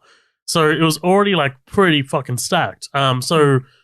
Yeah, it was just wild. It was a wild telecast. I'm curious to see how the Oscars go next year, to see if they'll bounce back, to see what kind of changes they'll make, and especially given COVID and what the situation is over in the US and what it looks like over there this time next year. It's going to be interesting. Yeah, I think it'd be interesting to see how they bounce back. They're going to have to do a response to this. They're going to know that they were too somber. They're going to need something big, loud, and exciting. It's fucking garbage. Yeah. What are they going to do? Oh, I was going to move on to the next topic. This is fucking. I'm sure everyone's already. Yeah. Everyone's already fallen asleep. All right, guys. Wake up. Wake up now. Come on, guys. Wake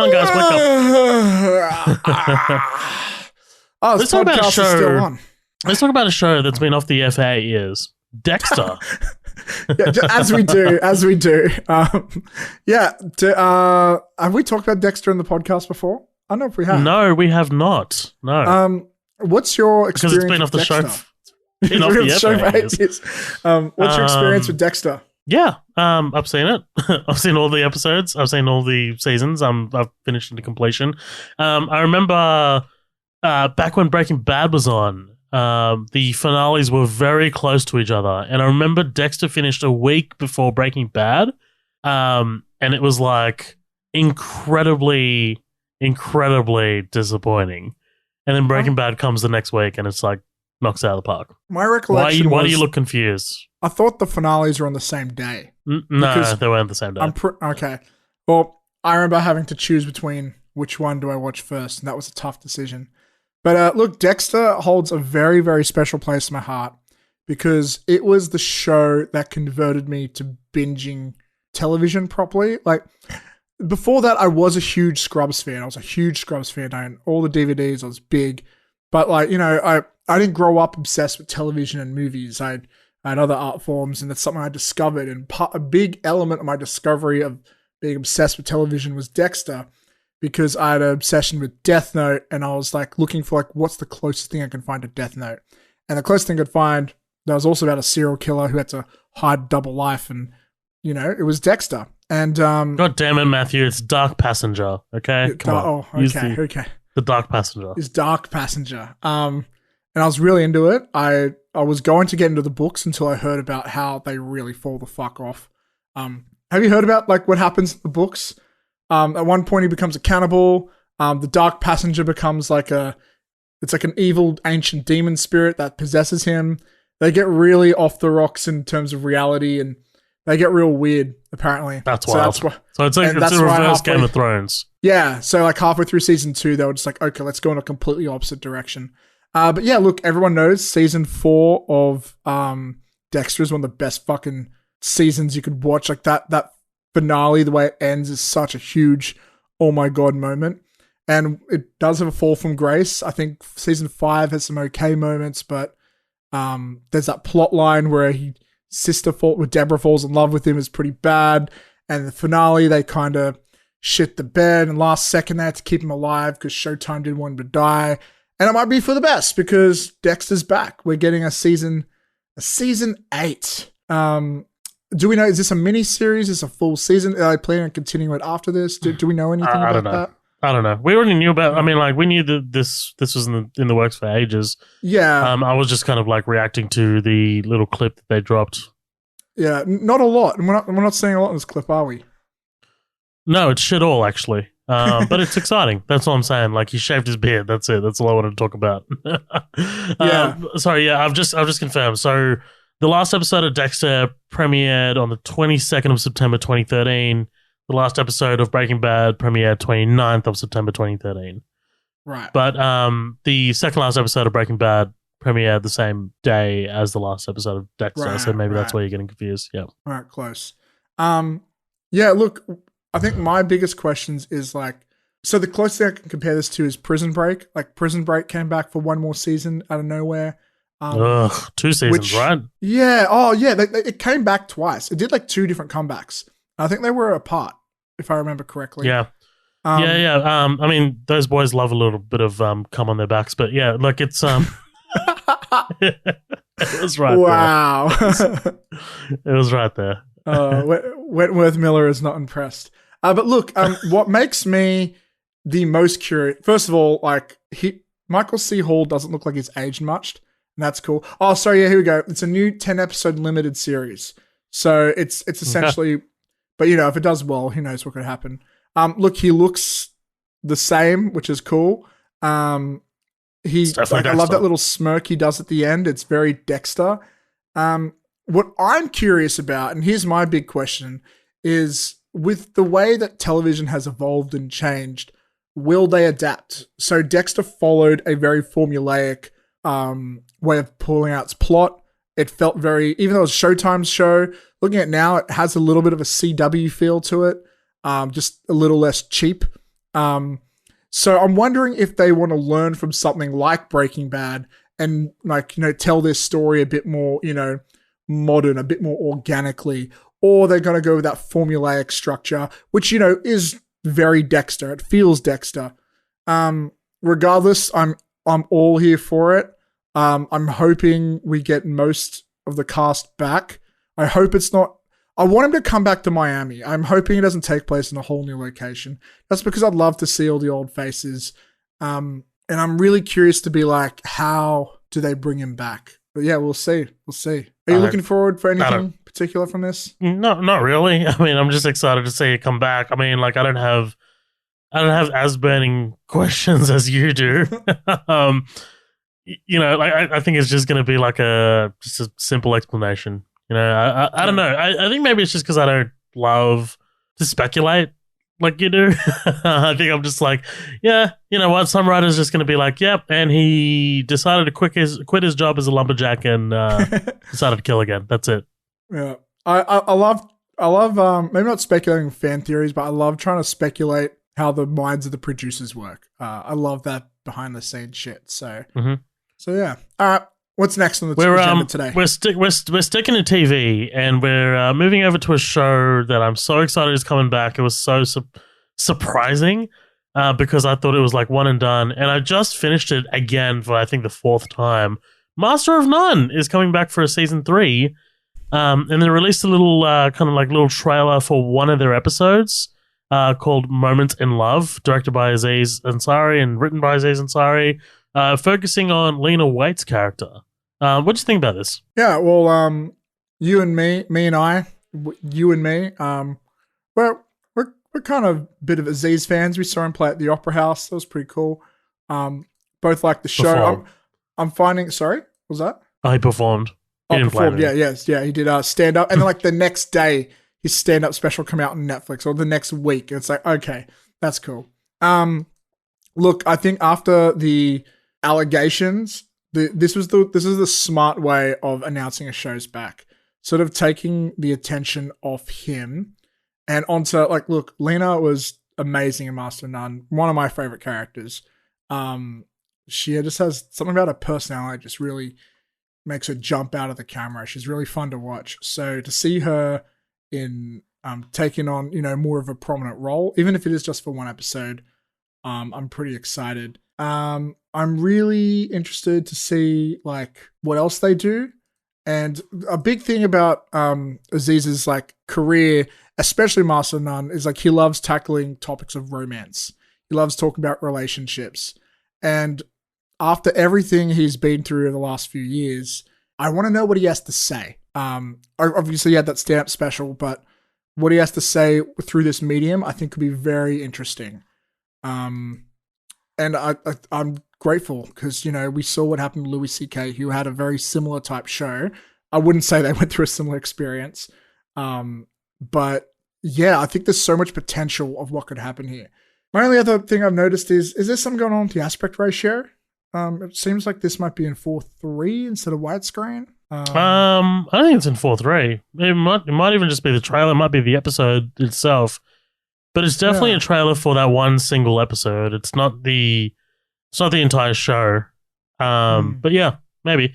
I'm super excited for this, man. Like I think this is easily one of the most overlooked TV shows out there. Every time I get the chance to recommend a show to someone, I'm just like, all right, what are you into? And then kind of gauge what they're into. But, it's always check out Master of None, check out Master of None, check out Master of None. I think it's fantastic. God, I really want to see if Arnold gets his own dedicated episode because that would be fucking fantastic. I love Eric Warheim, I don't know. Yeah. But yeah, look, man, I'm super excited for this. Let's move on to the next topic. Let's move on to a trailer that I didn't see, but you must have. I'm going to take a little bit of a gamble and say that you have. The trailer for Pixar's Luca. Oh, yeah. Did you see this? Sure. What do you think about this? Look, man, Luca is, first of all, it's beautiful. Like, the art direction for this is incredible. And that's my main takeaway. The art direction is breathtaking. This is one of the prettiest animated films I've ever seen. Just the color, the everything. The story, like, I feel like there's a reference I'm not getting, but something about like an Italian boy, if he touches water, he turns into like a merman type creature. I don't know what's going on with that. I feel like knowing Disney, it's Disney Pixar, yeah. Knowing them, there's probably some sort of historical element that I don't get. But, oh man, this makes me want to visit Italy so bad. It is freaking beautiful. And that's kind of all I have to, and I reckon there's going to be a lot of heart to this too.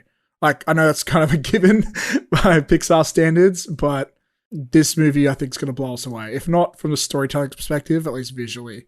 This is, you know what? Visually, it is the exact opposite of Soul. While Soul is very minimalistic, this is very, I wouldn't say detailed, but it's very bright, and I'm all for it. Yeah, we'll see what happens when it comes out. Nice. Look, I'll check it out. I mean, like, I don't, again, I'm really shitty with animation. Like, I'm really, unless it's nominated for Best Picture, like Coco was, you're not going to get me out there. I don't know why. I'm just terrible with it. Let's move on to our next one. This is a trailer for West Side Story, directed by Steven Spielberg. This dropped during the Oscars. Now, I know that Steven Spielberg has been wanting to direct this for a very long time, since the 90s, the late 90s. I think there was just a lot of issues with the rights because, this being a pre-existing kind of property, There were a lot of rights issues. The first adaptation was in 1961. So a full 60 years later, we're getting another adaptation from the master himself. Did you see the trailer for this? What did you think about this? This is I did. Yeah. Before I get into that, can you just clear something up for me in case you know or not? The original West Side Story, is that a play or a movie? It's a play. It's a movie musical based on a play. Movie based on a play. And so, yeah, okay.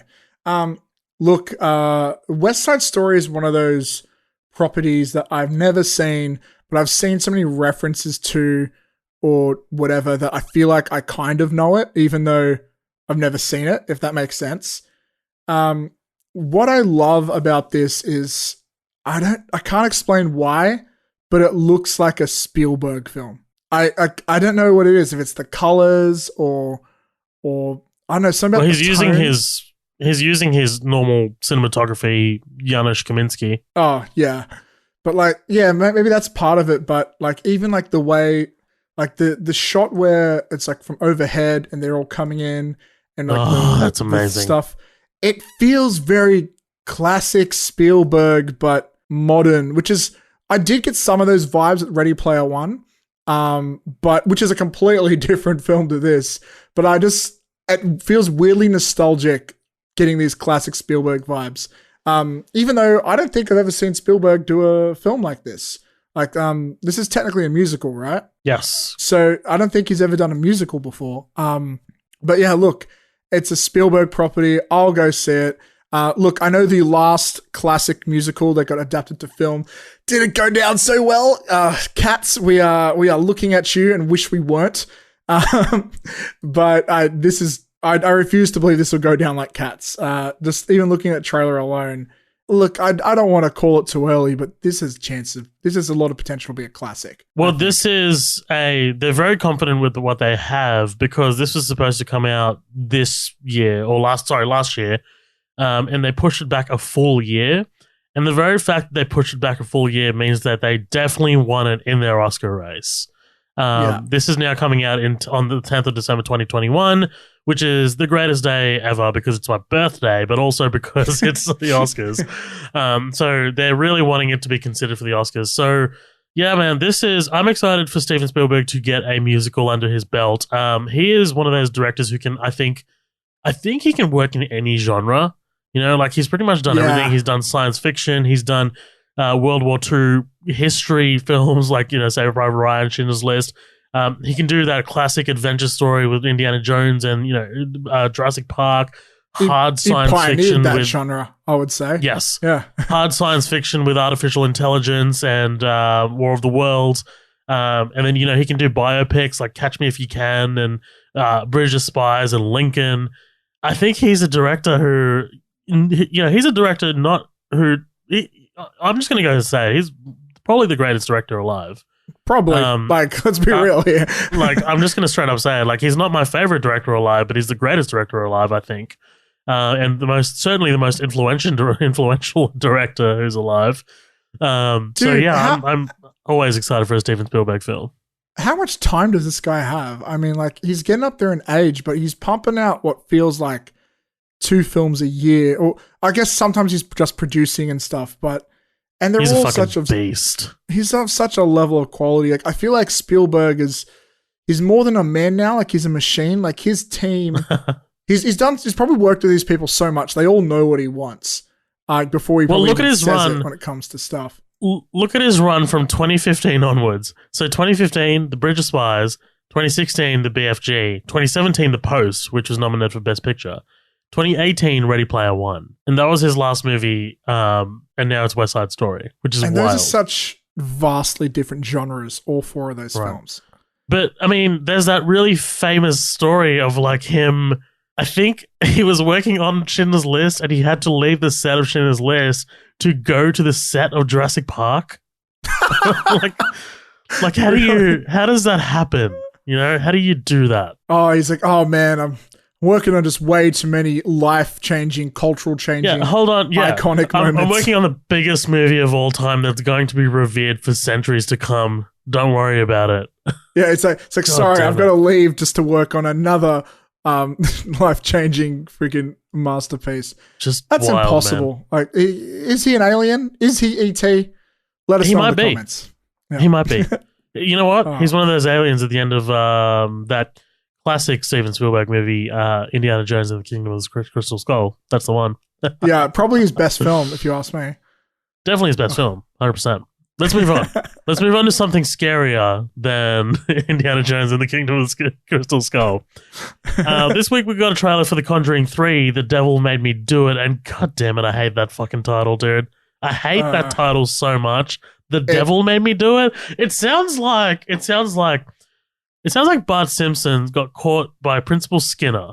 Yeah. And is pointing the finger at someone else. He made me do it. Right? Yeah. Is that not what it sounds like?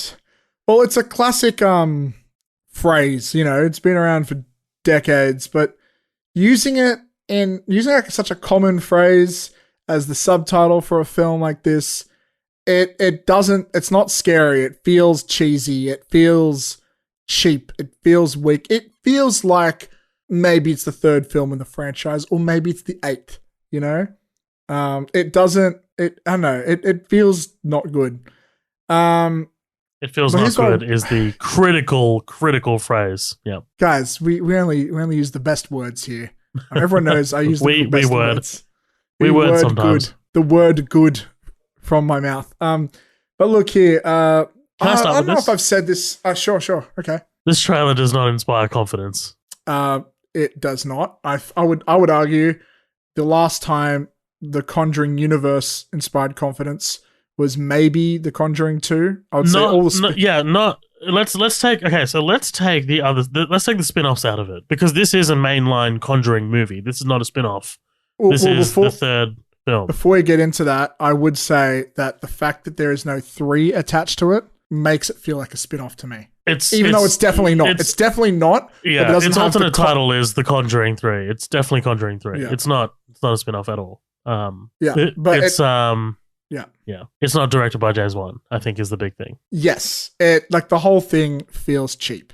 It feels not of the same quality as the first 2, which is, it feels like a spin-off, even though it's not.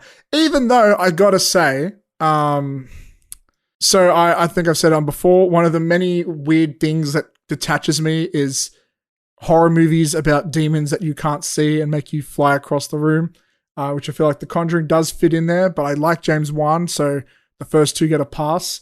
But this one, I do like how this one feels, I guess, slightly more personal. The fact that we're seeing more faces, it feels a little bit more modern because of the time era, which might get my attention a bit more, but I'm sorry. Just the second I found out James Wan's not directing, I just lost interest. I'll still see it. I hope it's good, but look, the trailer's not that bad. I don't understand why I have no faith in it. I just don't. It looks very bland. It looks very generic. It's from Michael Chavez, who directed The Curse of La Llorona, or The Curse of the Weeping Woman, as it's known here. Which wasn't great. I think it was very, very generic. But I am interested in the true sort of element of this movie. It's based on the trial of Aunt Cheyenne Johnson, a murder trial that took place in 1981 in Connecticut. Basically, it's the first known court case in the United States in which the defense sought to prove innocence based upon the defendant's claim of demonic possession and denial of personal responsibility of the crime. That interests the fuck out of me. I mean, if they actually nail this, then look, this is obviously going to be more of a horror movie instead of focusing on the court case. But I mean, but that sounds like a good movie. Man. If if it was a law sort of drama, a court, if it was a legal thriller, 100%, yeah. Look. Something about the fact that it's closer to modern times does pique my interest a bit. Plus the fact that we got the courtroom stuff. Well, do you not like period pieces? It's not that I don't like them. It's just the last few. Sometimes I do find it harder to relate if the character work isn't great.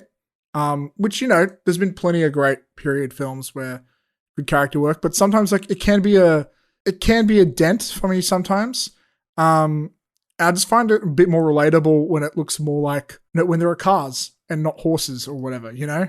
Or I love a good period piece though. They're so much more expensive to make. I know, but I would argue that there aren't as many, like when you hear a good period piece, you know of it. Like people talk about it. But there's a lot of like not good period pieces out there, I feel. Especially like the ones that aren't like going for Oscars and stuff. But I don't know. I could be completely wrong on that. I'm basing that off zero stats or anything. But yeah, something about that setting. And I think mixing that in with stuff like the courtroom, it gives us a bit more variety. I think it's also because a lot of these like period piece demon sort of movies or whatever, it's always in like some barn house in the middle of nowhere. And all these women are wearing these ridiculous dresses that must take them 3 hours to get out of.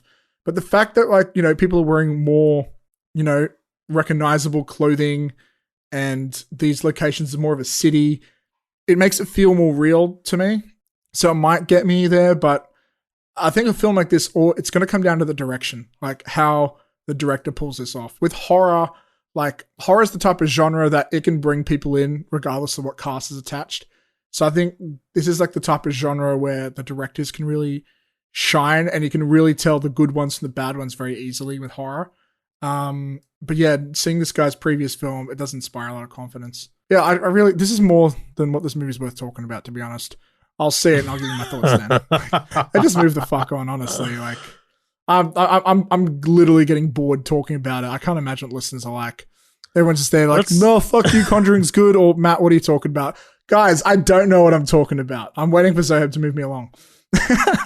Yeah, I one thing I noticed is that Matt gets really weird when he doesn't host. He doesn't know what to do with his hands, so he just kind of like, just let me host, man. You can bring it all to an end. No. We can end this misery. No. We can end the misery. Let's get into our reviews. I'm going to go ahead and do The Courier first, I think, because I saw that first. Sorry, I'm the only one who saw that, and I think we can kind of like end this off with a bang with Mortal Kombat. So here's my review for The Courier, starring Benedict Cumberbatch. This is unexpected. I can't believe I'm actually having lunch with spies. I'm just a salesman. Exactly. You're a civilian, so the KGB won't be watching. It would be a real service to Great Britain. What do you want me to do? The Courier is a fantastic film. Like, without a doubt, it's fucking awesome. Really reminded me of Bridge of Spies, actually, you know, bringing up Steven Spielberg again.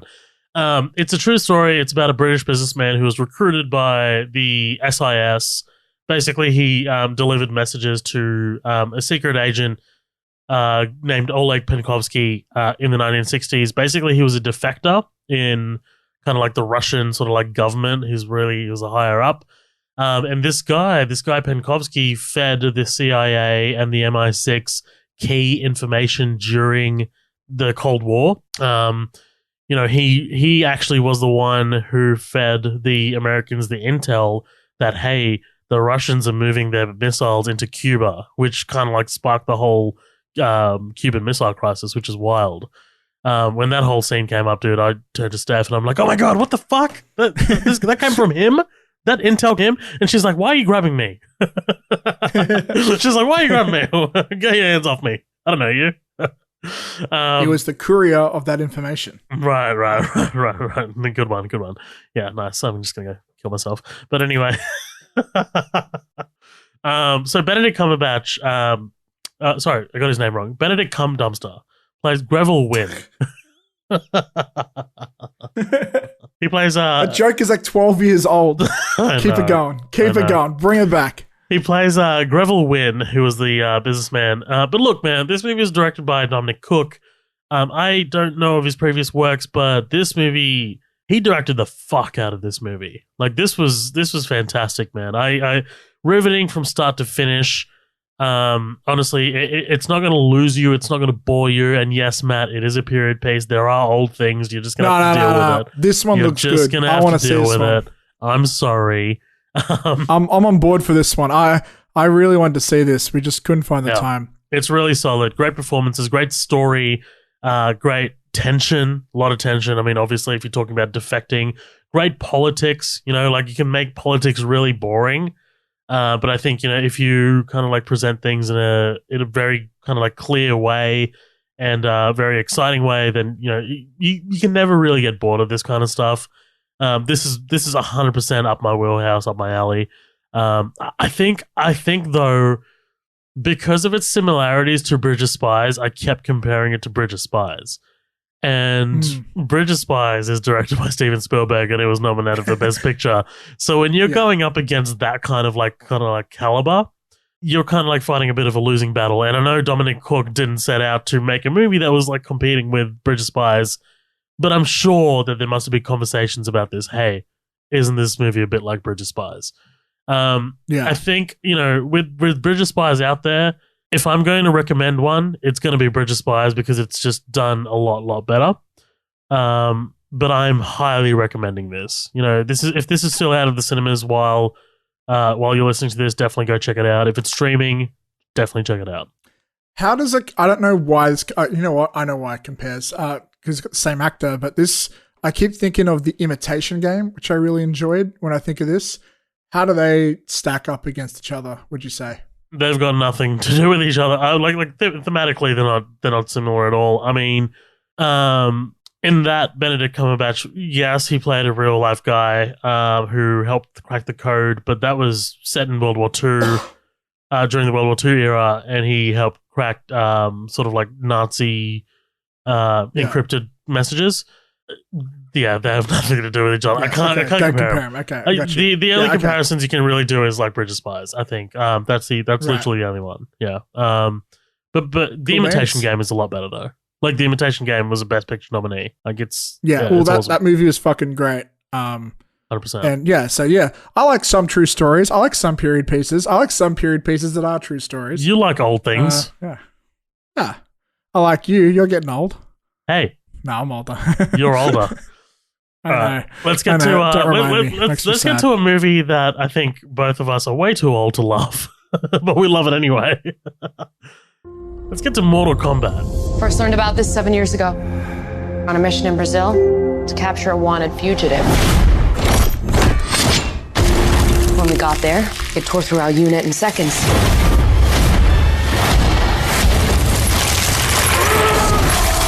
The target had superhuman abilities. Fuck, should you start or should I? I feel like by the time you start, it's going to be Christmas by the time you finish, so let me go. Okay. Well, actually, I got an idea. To start this off, can I read a text message conversation out? That'll set the tone of my experience. Absolutely, please. All right. So a little background info. I couldn't wait to see this movie. It came out. I wanted to see the day it came out. But my girlfriend was not feeling the best. And I'm like, well, you know what? I've been looking so forward to this. I'm going to go out and see it by myself anyways. And just go, all right. And then here's a text message. I'm watching the third scene of the film. And here's our text message conversation. I start texting her. Oh no, it's kind of bad. Sad face, sad face, sad face. Really? It feels like I'm watching Power Rangers. The fighting is cool, I guess, but every time someone talks, it feels like a 13-year-old wrote it. I hope it gets better. LOL. And some time passes. Okay, there's this one Aussie dude who's kind of cool though. LOL. Well, yeah, hope it does too. Go Aussie. Then I followed up with, legit, actually, he's pretty great. The movie is twice as good every time he's on screen. He's such a bogan. You'd love him. Laughing face, laughing face, laughing face. Sounds like an all Aussie legend. And that's kind of my entire review of Mortal Kombat. I was about 20 minutes into the film when I wrote that, and I stand by that. Yeah. I am so glad you said that because I was going to say the same exact thing, and I thought I was going to get skinned alive by you for talking shit about this movie.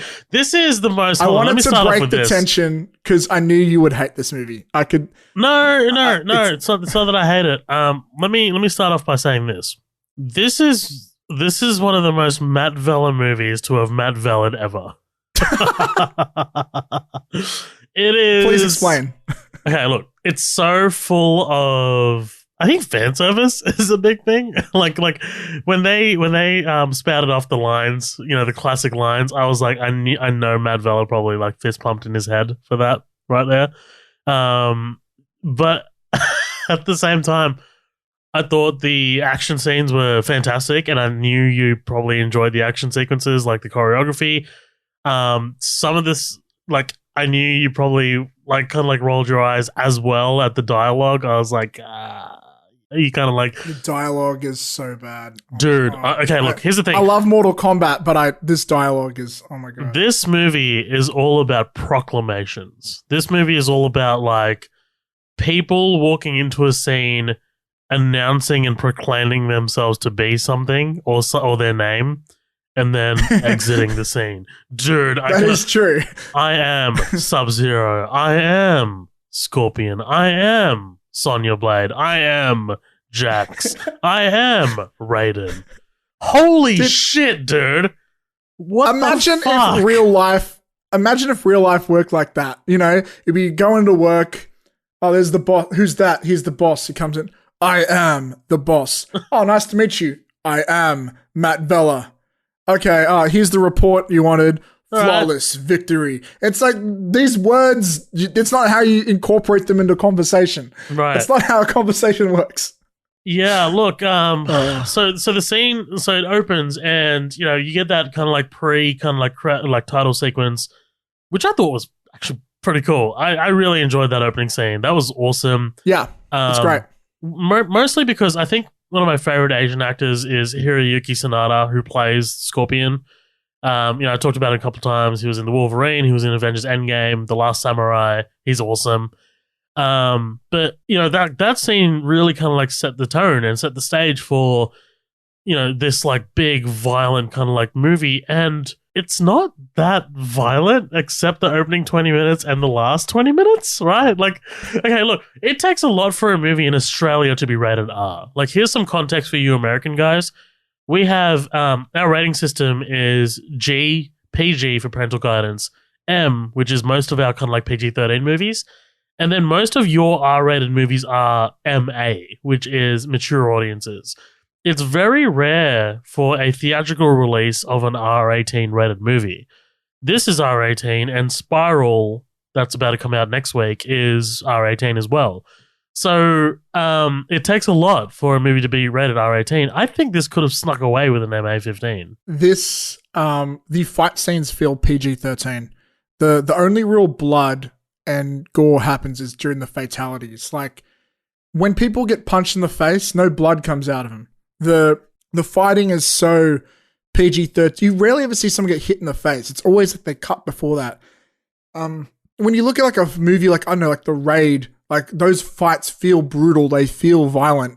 You watch a movie like this and like what's different from this in Avengers besides the fatalities? Very little. Like the fights have very little weight and they all feel very unrealistic, which is fine for a PG-13 movie. I would compare this the most. The only other film I can think of that has this problem is The Predator. Remember that movie? It feels like a PG-13 movie, but every now and then you get a little bit of digital blood and a little bit of fake gore, and that's enough to give it an R18 rating. But that's kind of it. Did it feel small to you? Sorry, I was talking to my girlfriend. Yeah. No, I'm kidding. No, did the scale of the movie feel small to you? Because, correct me if I'm wrong, the Mortal Kombat there's no Mortal Kombat in this, right? Like there's hold on.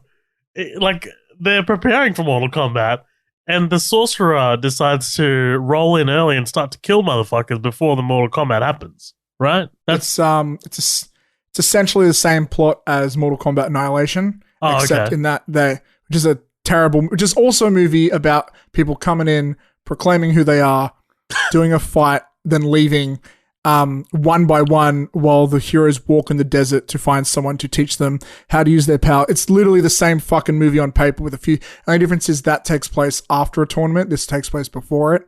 That's Mighty Morphin Power Rangers as well, by the way. They go out to the desert planet. And, pretty much. But like this movie, it does feel a little. Look, I don't hate the movie. There are some compliments I'll give it later. Oh, but, hold on, wait, no. Right. Let me just say, I like the movie. I didn't hate it at all. Yeah. Like I just want to.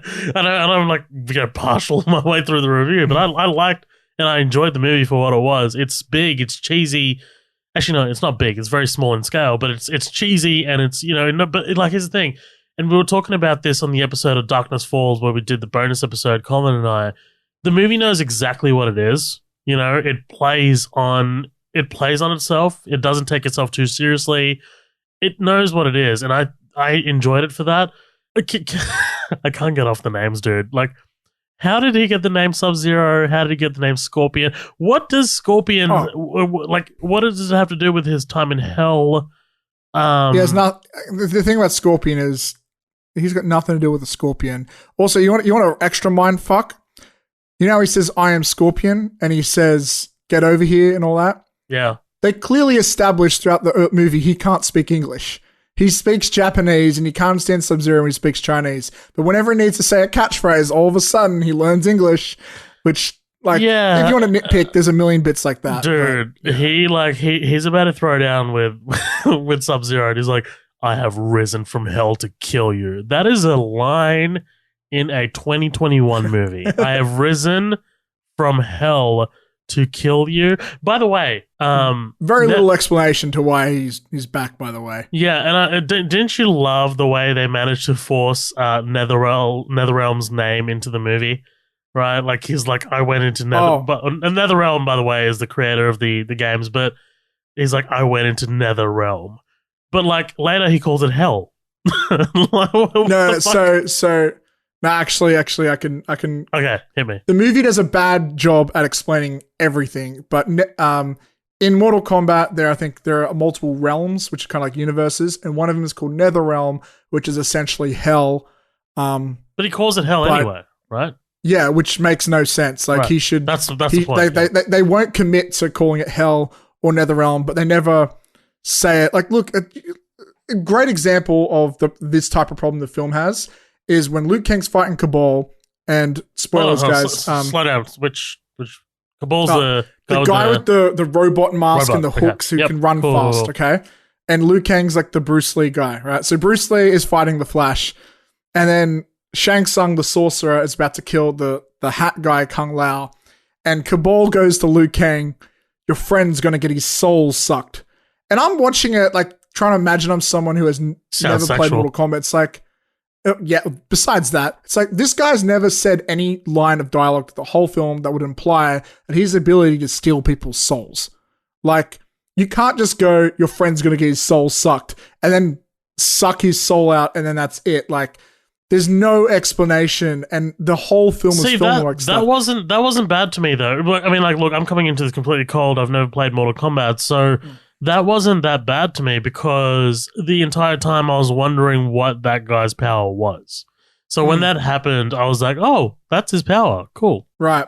Like, for example, in the 95 movie, which is actually pretty good, if you really want to get into it, we could totally do a feature presentation for that one day. The movie spends like not half an hour, but like every couple scenes that guy character is in, who's played by, I can't remember his name, but it's an amazing performance by a guy who totally knows what film he's in. He's always talking about, like, "Your soul will be mine. I will steal your soul. Your soul is mine." He's always talking about how he's obsessed with stealing souls. And so when he steals a soul, he does it all the time. So it's like a whole theme of the movie. But here it's just, and then that's it. And it comes during like this random climactic moment.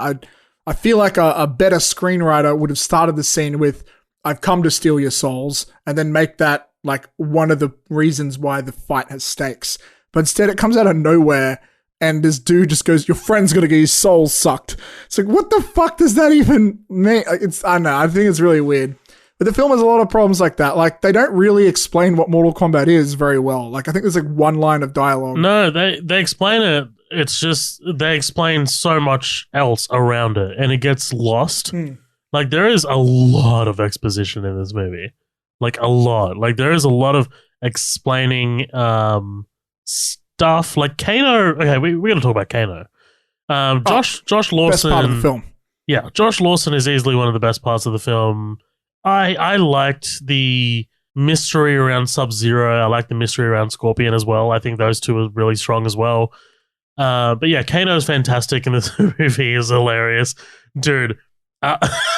I laughed out loud when Sonya Blade is walking into the thing, and then one of them is like, "No, you don't have the marking," and he's like, "Oh, whoops."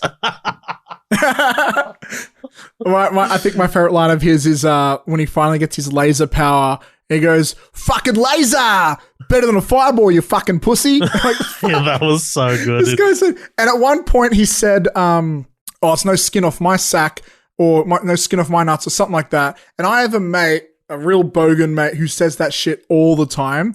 And so when I heard that, I was like, fuck, like I didn't realize that was a bogan saying. Like I just thought it was a thing my mate said all the time. Why does he have a laser coming out of one eyeball? I thought that was weird. In the games, it was like he has a metal patch there instead of a scar. Okay.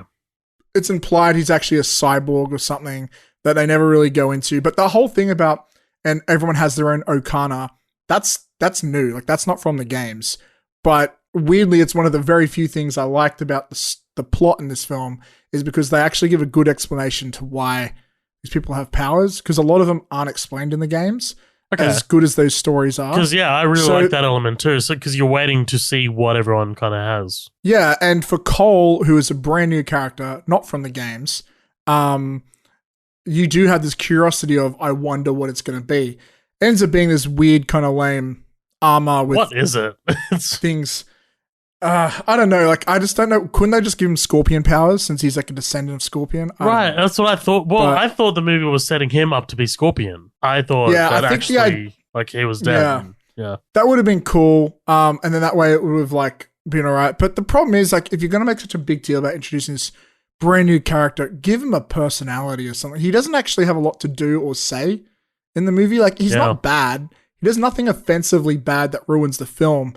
But it kind of feels like a waste. Like they could have used him more. And that comes down to my biggest criticism of the film is despite the dialogue, which is mostly exposition without context, it's the fact that this movie is moving so fast and it's edited so quickly that there's almost zero scenes where people sit around and talk for longer than 60 seconds. It's always moving so fast. Even the fight scenes, it's moving way too quickly. It feels a little like almost Frankenfilmy, like Joss Whedon's League. I wouldn't say it's as bad. And I feel like this has the same division with toxic fans of people either saying it's a masterpiece or saying it's terrible when really it's fine. But yeah, like I feel like maybe this film was originally a little bit longer, maybe 220, 230, and the studio got to cut it down maybe. Like that's either that or it's just poorly directed, which either way, clearly the screenwriter and director had a lot of love for the franchise. So as much as I do like all the fan service, I would have rathered better character development and better plot. But yeah, man, Kano saves this film. Kano's really fun to watch. I think if they are planning on making this a franchise, this is a solid foundation. Well, it is for me. It's like, you know, you've put the pieces on the board. Let's see where we kind of go from here. Maybe an actual Mortal Kombat would be nice to see. I'm interested now. Like, you know, I was not interested before we got a trailer for this.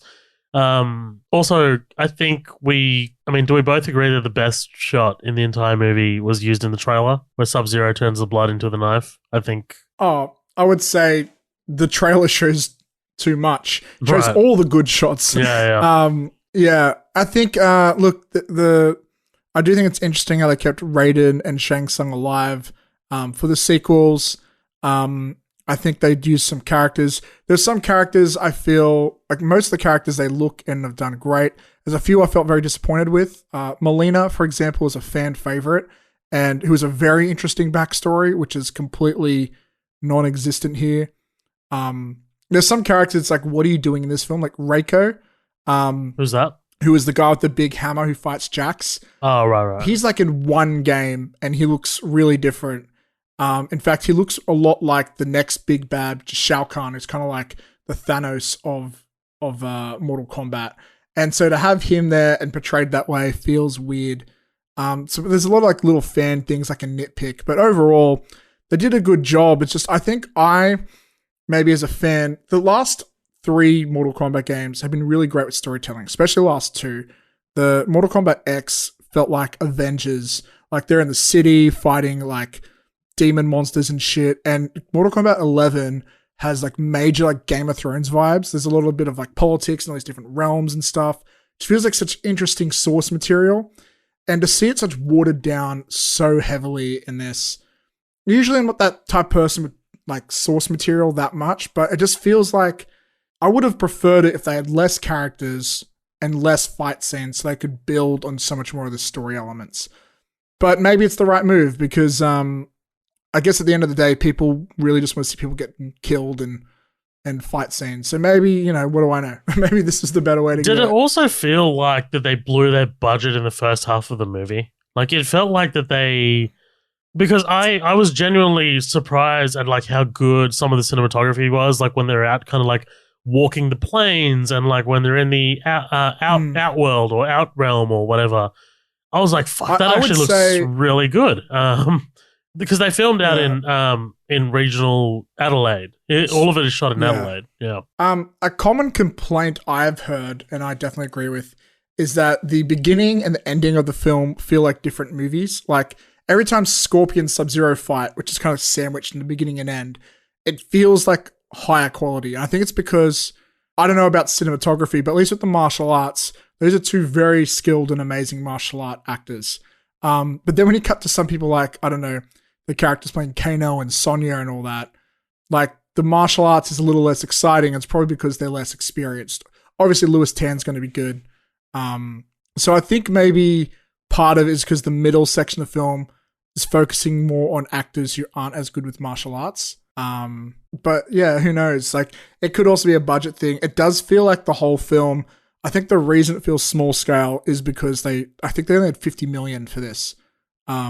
Which that's a cop out though. You can make that stretch. I mean, District 9, look at District 9, right? Yeah, but like they have so many, like with District 9, I'm taking guesses here, but like they have these aliens that they can just copy and paste and just come with new animations.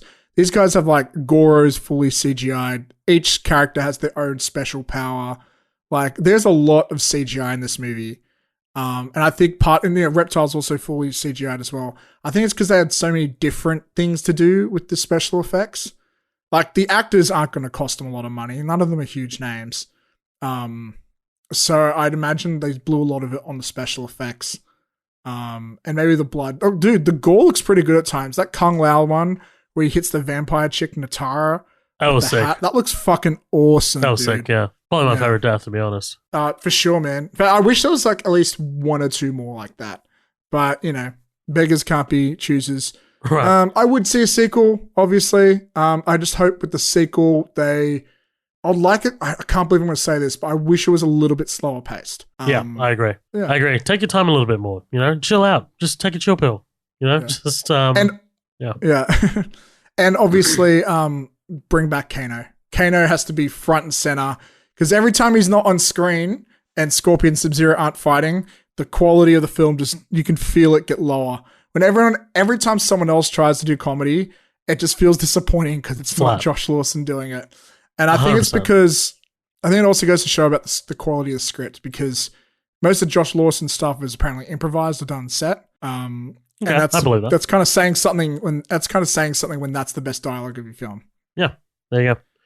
That's Mortal Kombat. Thank you so much for listening, guys. This has been a good one, hasn't it, Matt? It's been a fun one. Yeah, it's been fun. I do like Mortal Kombat. I probably will see it again.